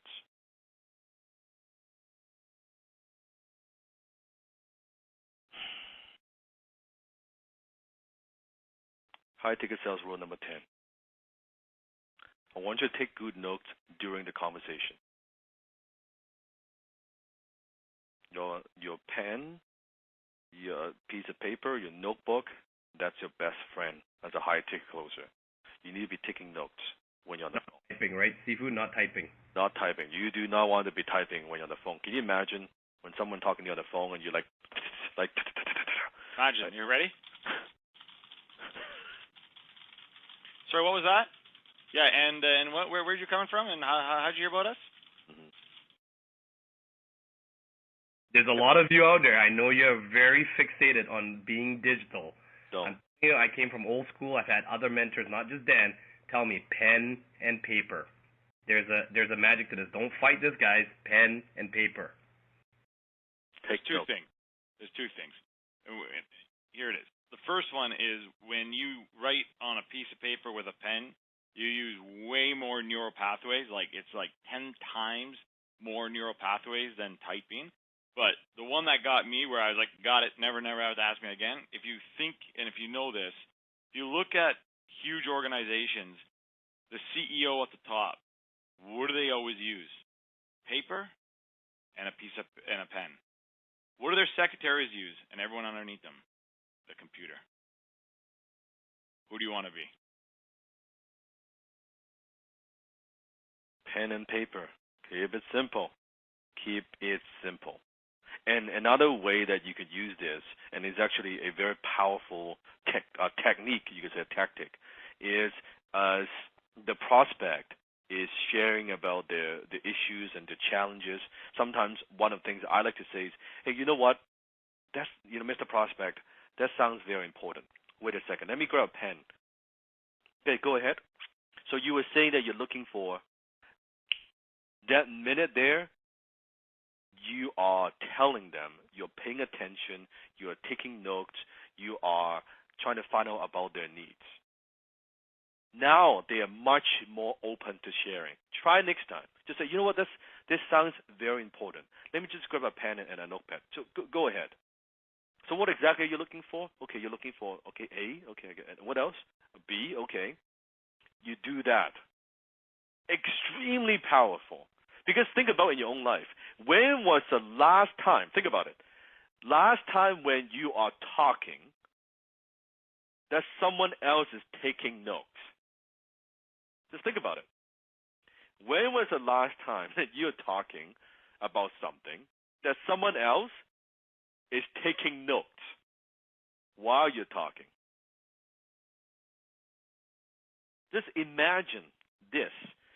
And this works very well, I'm telling you, if you're talking to an influencer, especially, here's a big tip, in person. Oh, fuck, this works so well in person. Someone is talking, I'll tell you a quick story, okay? Quite a few years ago, and I've had the fortune to attend a workshop, and the speaker is a highly successful business guy. Basically, his name is Basil, and he specializes in helping companies exit, how to sell. And the time I was in the process of selling one of my companies. So I asked him, hey, Basil, can I ask you for lunch? I want to just pick your brain on a couple of things. I'm happy to even treat you to lunch or pay you money. He said, no, don't worry, Dan. You seem like a good guy. Fine, we'll go to lunch. And then we sit down and go to lunch. And when I got there, when we were talking, and at the time he was also doing some internet marketing. He wants to do something as well. So we were talking, and I was ready to ask him a bunch of questions about how to exit a company. And he pulled out a fucking notebook. He pulled out a journal, and then he pulled a pen, and he turned the table around, and he started asking me about how to publish a book, how to how to do more marketing online. And I was like, okay, wow, that's cool. Someone taking notes. This is pretty cool. Suddenly, it was a very casual lunch. It converted into a 2 hours of me spilling my best secrets to the guy, just because he's got a fucking notebook and a pen, right? And I was so excited. I can't wait to share, and I feel like I'm being valued, right? I feel like, oh, he's taking notes. I completely forgot to ask what I needed to ask him. I always remember that. And it's a fear. And afterwards, I thought to myself, fuck, no wonder he is successful. Not only he's humble, he's very, very successful. He's learning, like that little like the habit that he has. Like, damn, use it very wisely. When you're meeting someone important, someone you want to learn from, bring your fucking notebook. You take a pen. When they talk, you open the notebook and you write down. And they look at you. They look at that like, woo, they're excited. They share more, and you write down more. And they share more, and you write down more. It's probably one of the best habits you could have. And also, it helps you if you don't write it down, you forget about this shit, right? It helps when you write it down. Notebook, pen. Now, when you are on the phone, what are some of the things that you could ask? Jam personality types, need scale, pain points, goal, hot buttons, possible objections. The good thing is, now you will never forget again, because Kayvon, what have we created? Right? What have we created? We have created a special form for you. We uploaded it on Facebook. If you haven't already downloaded, it is exactly all these pointers. You can now print out that piece of paper. You can print out as many as you want. You can take notes. Looking at that, you can just follow that, and you won't miss anything. It has the reminder of the personality type. How do you connect with them? The need scale, so you don't forget. The ping points, the hot buttons. That is your almost yes, exactly, the jam tracking form. Isn't it awesome? You love that? Have you been using it, by the way? Have you been using it even for role play? If you haven't, shame on you. Yes. If you have, good on you. Good on you. Kudos. Right? You know, was it helpful? I always go back because I always, I say this all the time, Dan, is I never had any of these tools. Gable didn't have shit, right? He wasn't getting anything. I didn't have anything like this. So it's just, I can't imagine having this tool and all these things. And it's not that we're trying to cheat the way for you. We're just trying to make it as easy as damn possible and give you as many tools and resources to help you succeed. Mm-hmm. Exactly. So don't forget it. And then also you can now, when you print it out, you can also put in 3-ring binders. You can collect those, or you can also later on enter into any CRM software that you want to use. It's okay too. But pen and paper, I think it's a very, very powerful tool. The only tool. Yeah, the only tool. So rule number 11. We good? And then I have 2 more rules I want to share with you. Then I'll go into the homework. So high-ticket sales rule number 11. This is it. This is the step. This is the most important piece of the entire class. And those are the 3 steps. First step is what I call agenda. Agenda step. We set the agenda. We set the tone. What are we trying to get out of this call? What are we trying to accomplish here? Step number 2 is the qualify step. What kind of step? Qualify step. And number 3, the commitment step. You get them to commit, not wishy-washy. Commit, 1 call right now. So agenda, qualify, commitment. You start with the first step. As you go up each step, you get a little closer to making your goal or closing your sale. The top step, the agenda step, is where you profit massively. It's the most important step, setting the tone, setting the agenda. And here's the thing. Each phase, each step must be used in its exact order, and no steps can be needlessly be skipped or eliminated. Now, once you get to my level, I can play around with this. For now, forget that. For now, follow these steps. Like, don't deviate from it. In the future, once you are a master, yes, I can play around with this. I don't have to follow such a logical progress. But for you, you follow this and don't deviate. You getting this? This is a logical, progressive system that will make sales within your control in a way they've never experienced. So, let me talk about this. High-ticket closing is not about jumping around, being enthusiastic, memorizing scripts, or trying obvious, embarrassing gimmicks and techniques. High-ticket closing is a combination of the science of human behavior and finesse. High-ticket closing is about connecting with your prospect on a deep level. It is the only way that you will close those high-ticket sales and have them feel good about it, and have them thank you for it. So step one, agenda. How to set the agenda. In order for a sale to get off on the right foot, you need to gain trust. Set the tone for the way the business is going to be conducted. Get some basic commitments. Understand the motivation and discover the needs of the people you want to do business with. Get control of the sales conversation from the beginning. Let me demonstrate. Desmond, can you help me very quickly?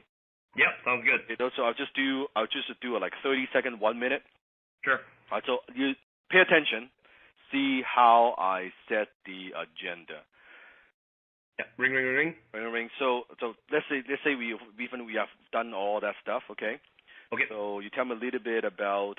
Just tell me like very quickly, 30-second, what you're looking for. Yeah. So I saw your webinar. I'm really interested in this thing you call high ticket sales or high income skill. And, I'm just really hoping that I might be able to get into your program so that I can probably do this on the side while I'm trying to build up my savings. Well, Desmond, I'm happy to give you more information, but before we get into it, can we just make a simple agreement? Okay, sure. At the end of our call, at the end of our conversation, there are three things that you could say to me.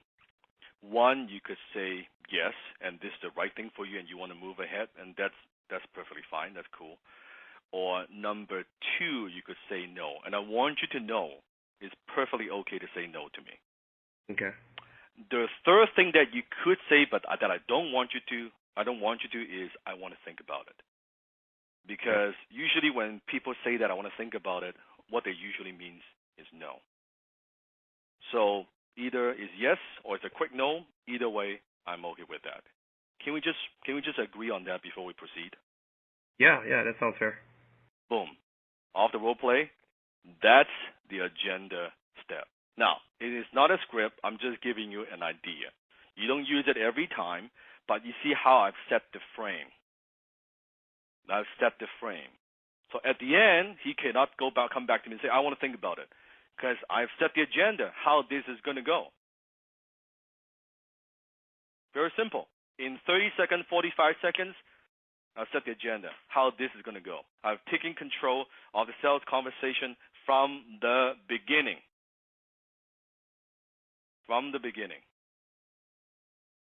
Simple move. Step two, qualify step.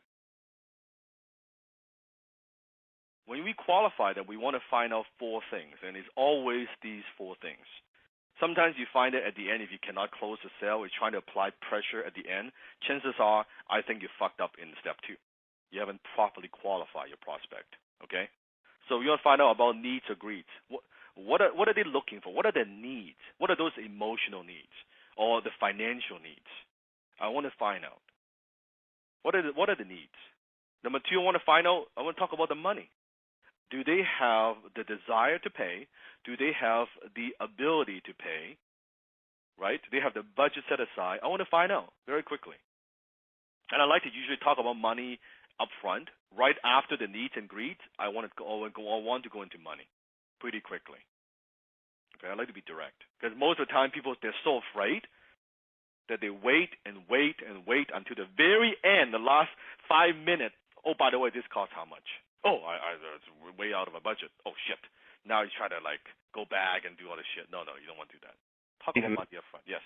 That was another very, very powerful lesson that you taught me that helped me to pivot, that made a big difference, was knowing, just being able to feel it, but knowing the right time to say, no, John, now let me ask you, while we're on the topic of money, do you mind if I speak about money? Do you mind if I speak about money for a second?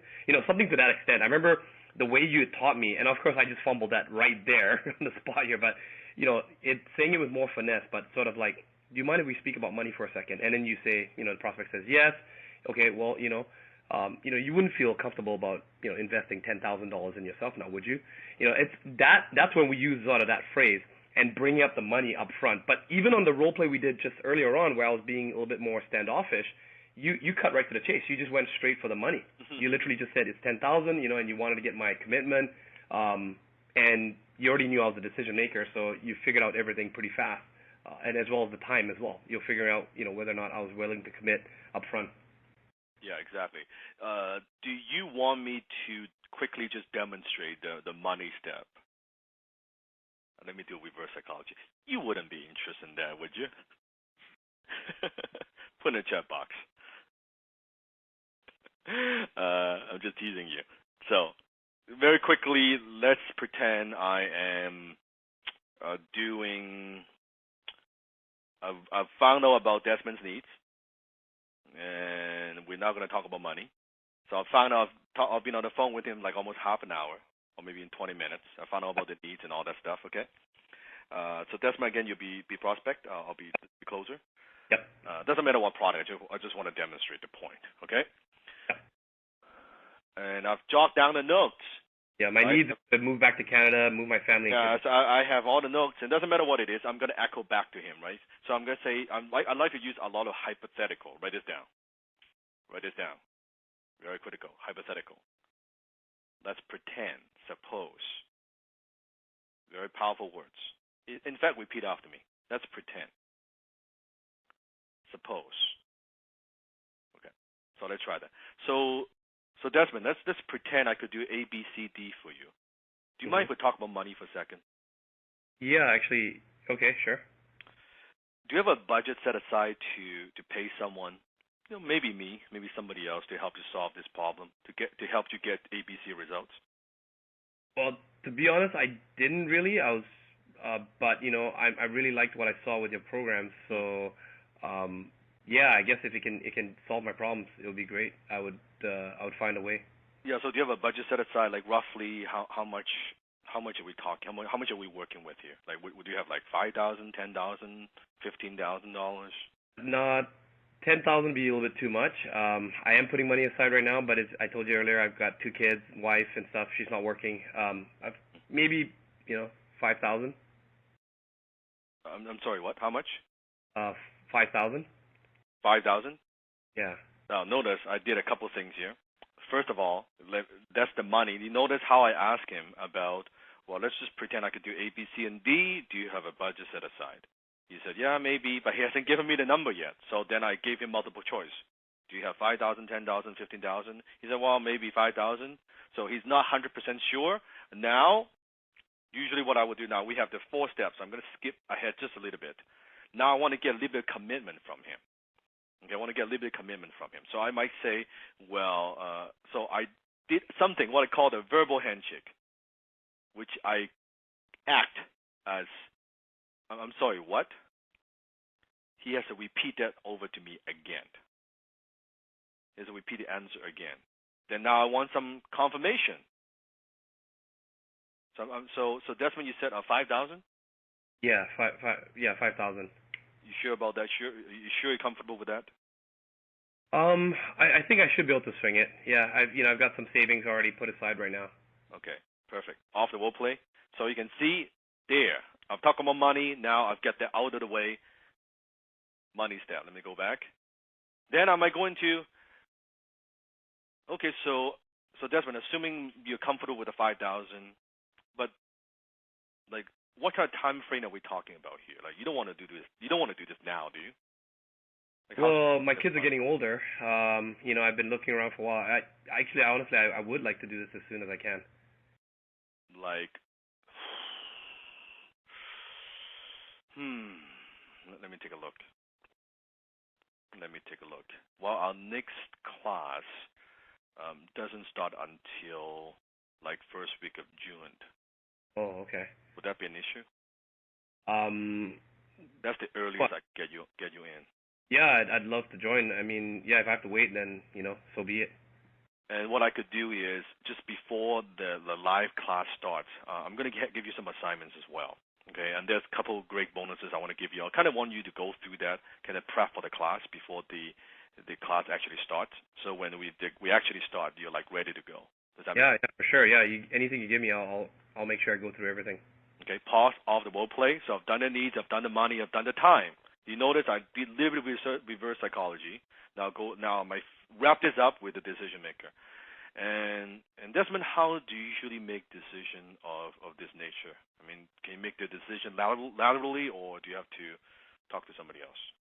Well, yeah, now that you brought that up, my wife and I, we do have a system in our house where, I can make decisions, she can make decisions, but we usually talk to each other at least, we need to run it by each other just so that she knows what's happening and she doesn't have a shock when she sees the account is missing some money. So pause off the role play. So there, again, needs, money, time, decision maker. If there's an issue with the decision maker, you want to address it right there and then. You don't want to find out, oh yeah, this sounds good, I want to get started now, but I got to talk to my wife, I got to talk to my husband, I got to talk to my partner. I cannot act, right? And I don't want to spoil the surprise. I'm going to teach you and show you how to handle all these objections much more in details next week. But for now, knowing needs, greed, money, time, decision maker, follow these steps. Okay? Making sense? Yeah, you guys should practice this in Discord. Just even if you don't have a clear structure, just have this in front of you. And as you're asking a question, just ask yourself whether you're actually identifying these questions.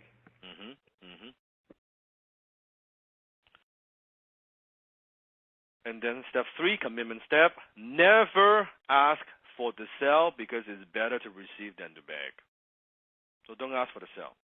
I never ever use these type of techniques and they try to manipulate people, or you want it A, you want it B, you want it in red, you want it in blue, all this bullshit. No. My closing line is very simple. It's one of these 3. What would you like to do next? Repeat after me. What would you like to do next? What would you like to do next? Here's another one. Where should we go from here? Where should we go from here? And here's another one, very good. What would you like to do? What would you like to do? So let's pretend, circle back. Let's say pretend I've handled Desmond's objection on decision maker. We go into it. Now he's ready to go. He's ready to take action and invest, right, and make a purchase. Yeah. So out of all that, I'd say, so Desmond, so where should we go from here? Yeah, I think I'd like to get started. I mean, if you'll take. I'm sorry, what? I'd like to get started. Okay, pause off the role play right there. Verbal handshake again. Confirmation. I'm sorry, what? And then he said, oh, I want to get started. Boom. Okay, so let's do it one more time. I want you to hear it. So Desmond, where should we go from here? Well, I guess I'd like to get started. I'm sorry, what? I'd like to get started. You sure? Yeah, I'm pretty sure. Okay, so what I'm going to do is I'm going to send you an agreement through an email. Yes. You can expect an email from me while I'm kind of wrapping up today, probably tomorrow morning. Okay. And what I want you to do is I want you to simply sign that, and then I will include that as a PayPal link, and you can take care of the payments through the PayPal link. Yeah. And then once you've done that, I'm going to send you all the log information, all the necessary information. I'm also going to add you to the Facebook group. Wow. Yeah. Thank you. Yeah. I'll jump on it right away. I'll be waiting for the email. Okay. Sounds good. Congratulations, by the way. Thank you so much, Dan. Pause off the role play. Do you see how that is done? It is so simple. It's very simple. I didn't close him. He closed himself. I simply tell him, hey, where should we go from here? What would you like to do? Boom. I give him detail right there. Very, very simple. Doesn't mean it's easy, though. I know when you listen to this, oh, that doesn't sound too hard. Okay, you try it on Discord. They're like, fuck, this is hard. But it's okay. It's okay. And there's I bet you there's some people out there, Kayvon can speak to this, I bet you there's some of you out there that are being a little bit skeptical. I'm telling you guys, I'm role-playing exactly like the thousands of people I've closed. And they will always get to that point. You've heard Sifu say this. If you do the processes correctly, by the time you get to that point where you literally ask them, what do you want to do next, you're not going to get much pushback. You're not going to get much resistance. You're not going to get much objections because you've already taken care of all of those things, which we're going to show you next week. But what's going to happen is they literally take action. They either do or they don't, but if they do, that's why we don't close 100% of the time. You might get a 50% conversion or closure rate and stuff like that. But when they do, they're thanking you. They're literally feeling like, wow, thank you for accepting me into the program, and thank you for sending me the link, or thank you for taking my credit card information. I'm excited to get started. And let me just say this. If you are a little bit skeptical about this method of closing, I only have one question is, how much money have you made closing on the phone?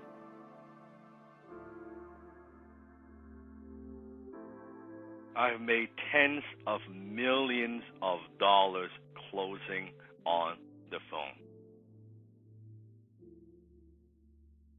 So, put on a t-shirt, right? Shut the fuck up and listen to Sifu. Just listen to Sifu. Do it my way first. Do it my way first. I'm not interested in your opinion. Week 1. After you close millions of dollars, we can talk. Before that, you do it my way. You do it this way. XTC way. I just want to address one question here from Zane White saying you didn't accept payment right away, and then in brackets says which seems needy. Usually the reason why Dan doesn't accept payment right away, and he says I'm going to send you a link, is because the payments he's accepting are in the thousands, 20s, the 30s, the 40s, thousands of dollars. So people do naturally need time. They can't just put that on a credit card. When you're starting out, you want to grab their credit card right away, because most of these people, if they don't make that commitment on the phone, life is going to get in the way. They're going to wake up. They're going to, get distracted, and you're going to be chasing them. And what we don't do as closers is chase them. So I want to make sure that you're very clear that it's not. There's a fine line between taking their credit card over the phone and waiting. Because if you wait, you're going to be waiting for the rest of your life. Amen to that, Kayvon. Yeah, exactly. And that's stuff that we do in other, ongoing training and stuff, because there's certain amounts, right, Kayvon? Like up to 5,000, even sometimes 10,000, where people need to do a wire transfer. They need time to do that. So 10,000 is the threshold. Is where after 10,000, you're usually getting a down payment of 2,000 or 5,000, and then you're going to need some time for them to get the rest. And there are ways. Anything less than 5,000 on the credit card. Yeah. That's right. Yeah. Exactly. And sometimes there are many ways you can do this. Sometimes you might ask for a quick commitment on the phone, get the credit card. Doesn't mean necessarily you process it, right? Then you can just get a little commitment or some money. At least a $25,000 sale, you might get $5,000 up front, credit card, and pay the rest. Many ways can skin the cat. That's not the point. The point is not how you take the payment. That's a technical information. The important thing is getting the commitment. Not to be afraid to get the commitment. Not let them get wishy-washy. Well, I'll get back to you. No. I'm going to do this. I'm going to send you this. You're going to get back to me at this time. Can you do that? Emeralds, pay attention, because I know you guys are the ones getting hung up on the methods of collecting the payment. Yes. It's not about that. It is not about that. Once you get so good at closing, I've had people, they're so afraid that I didn't get the money, right? They're like, oh, they send me multiple emails. Make sure, hey, Dan, you got the payment? Yes? You make sure you got this? Or sometimes I'm just so busy, I forgot to send in the agreement. They're like, hey, Dan, I thought you sent me the agreement in the morning. I'm waiting for it. Please let me know. Like, did you send it? Is it in my spam filter? What's going on, right? They got very, very anxious about it too, right? That's when you know you're very, very, very good. Last one, it's to be cut off anyway. You can see it. It's the rule number 12, okay? Rule number 12. And that's getting rid of smoke and mirrors. Getting rid of smoke and mirrors. Meaning that sometimes they say, yeah, I need more information, I need this and that, all that. Kayvon just asked a question, which he did it very well. Let's bottom line this. So here's some questions I like to do. So first one is, again, repeat after me. I want you to repeat after me just to get a sense. When you say it, how does that feel? Do you like also that when I say something, then you repeat right after me just to get some practice? You like that? So here's one. What would it take for you and I to do business today?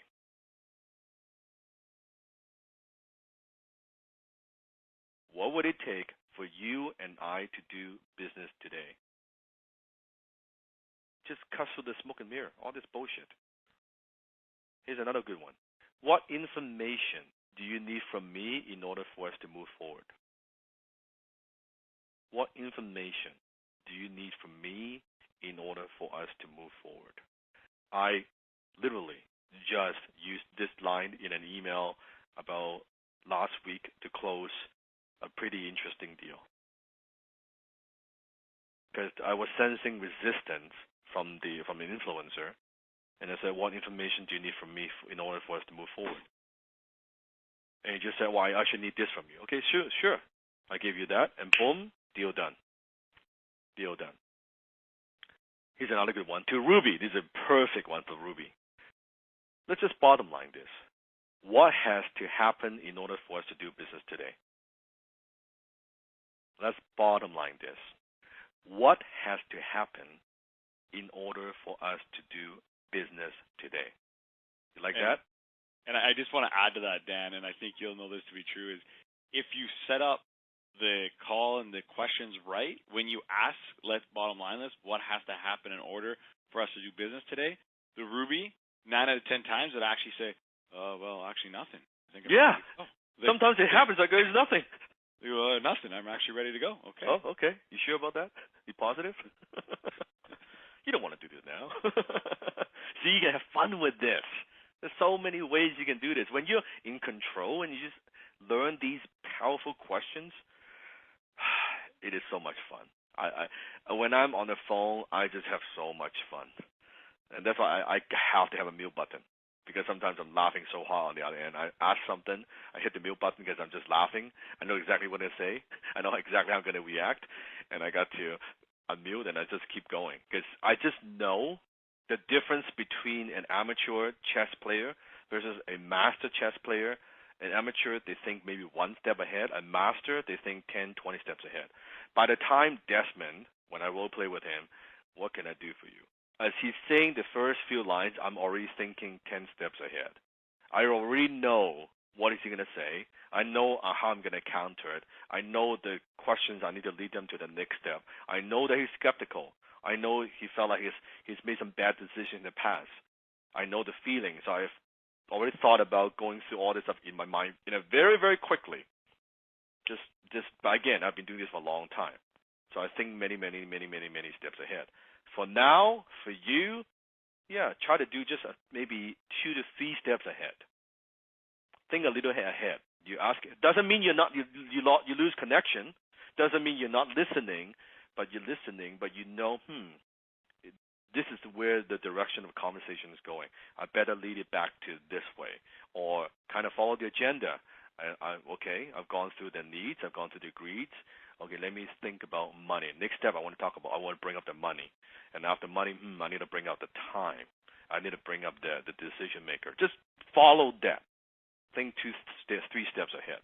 But for me, I think by the time on the phone, the first 3 minutes, the call, I already know how this is going to go. I know if it's a done deal or it's not a done deal. It's like by this time, at my kind of experience, I just know.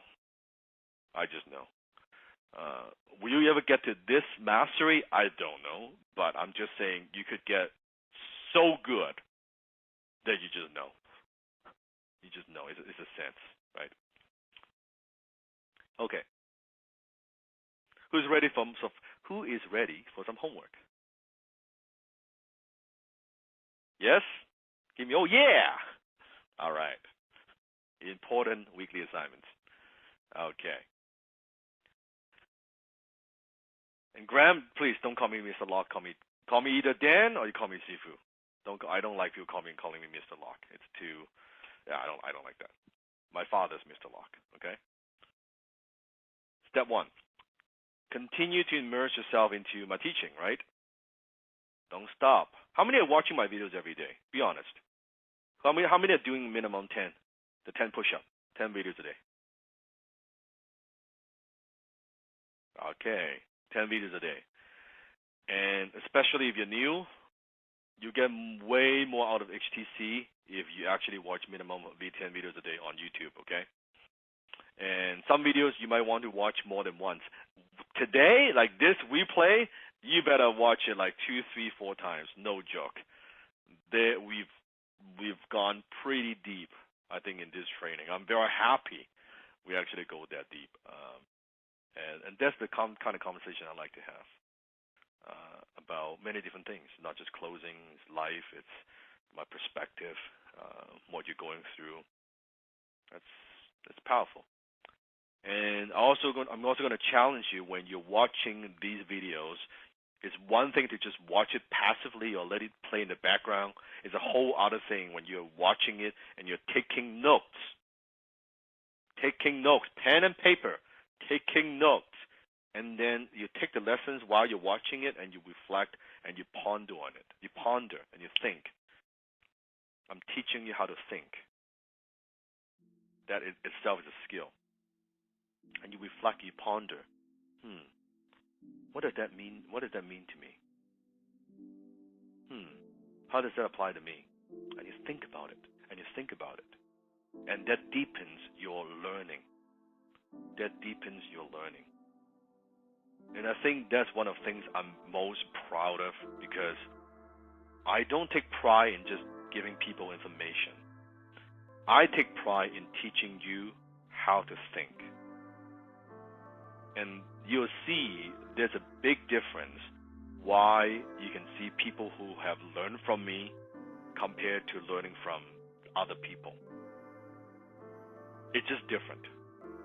Like my guys who've been through my Dan Locke University, you can see their clarity, their awareness, the way they communicate, the way they think.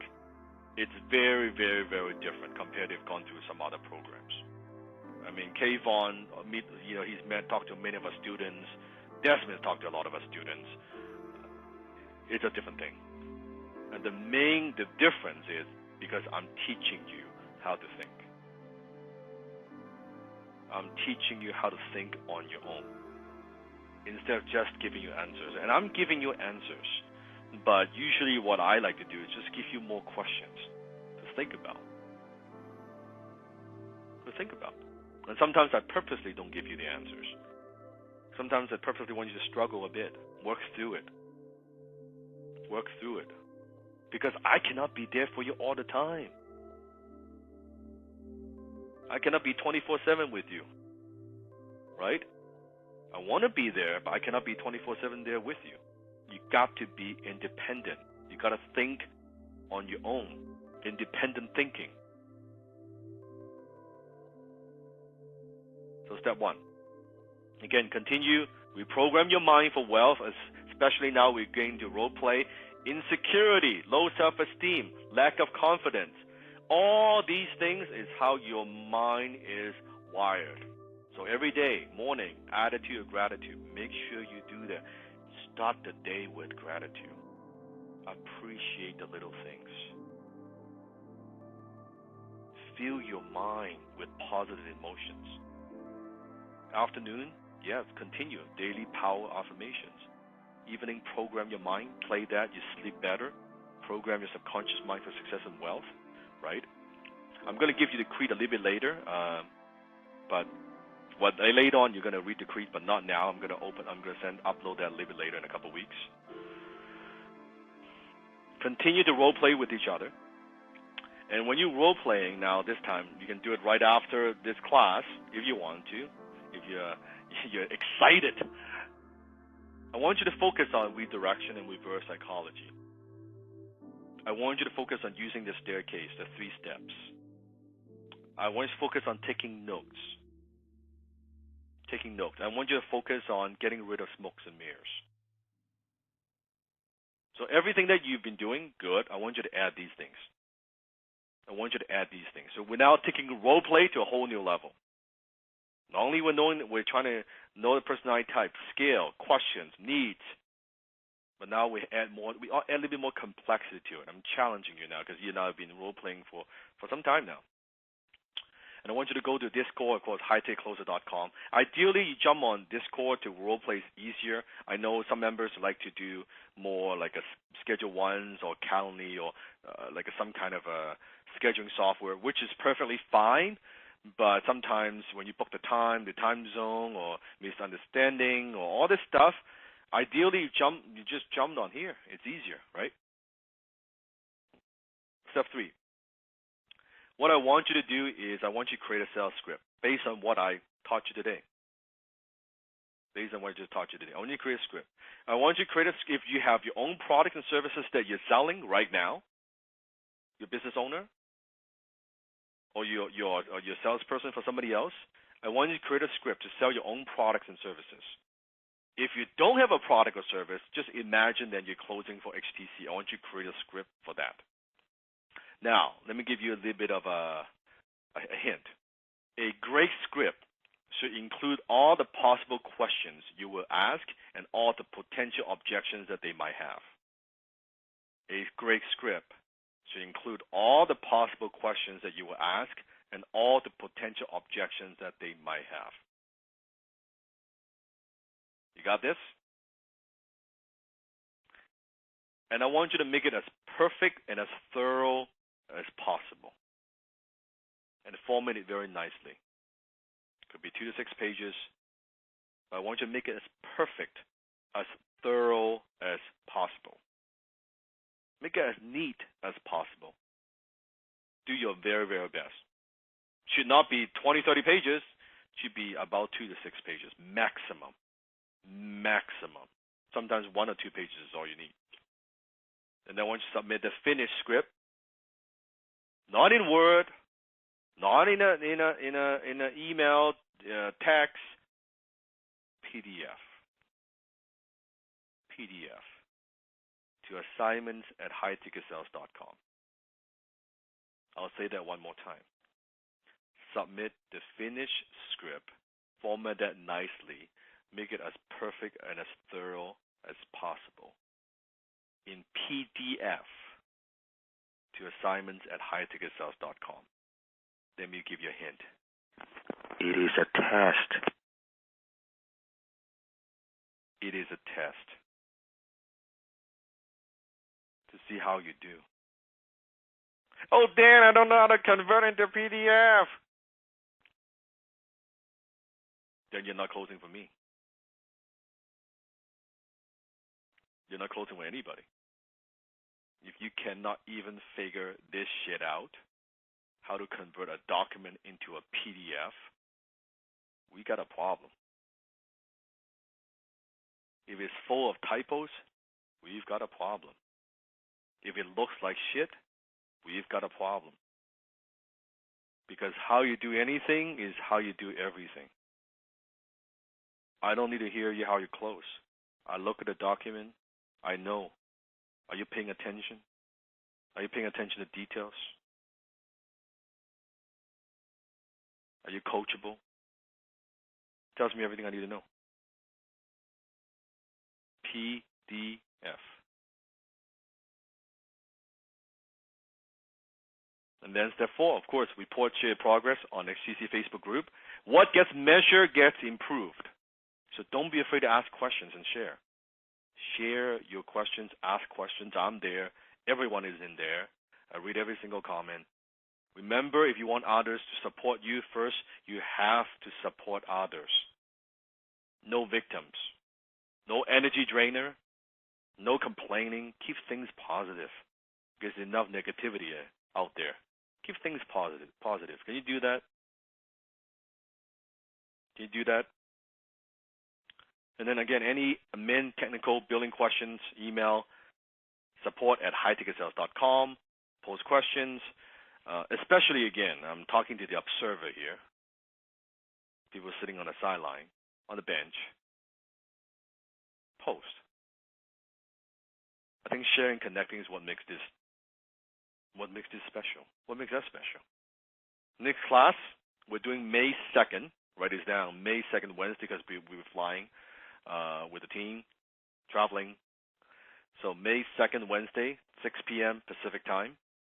So a little bit different. Usually we do a Thursday, sometimes Tuesday, but this is a little bit different. So May 2nd, Wednesday, write this down.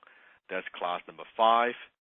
If these changes affect you, make sure that you watch the replay and catch up and do the homework like as soon as the class is over. Okay, promise me, because it gets more intense as each week goes by.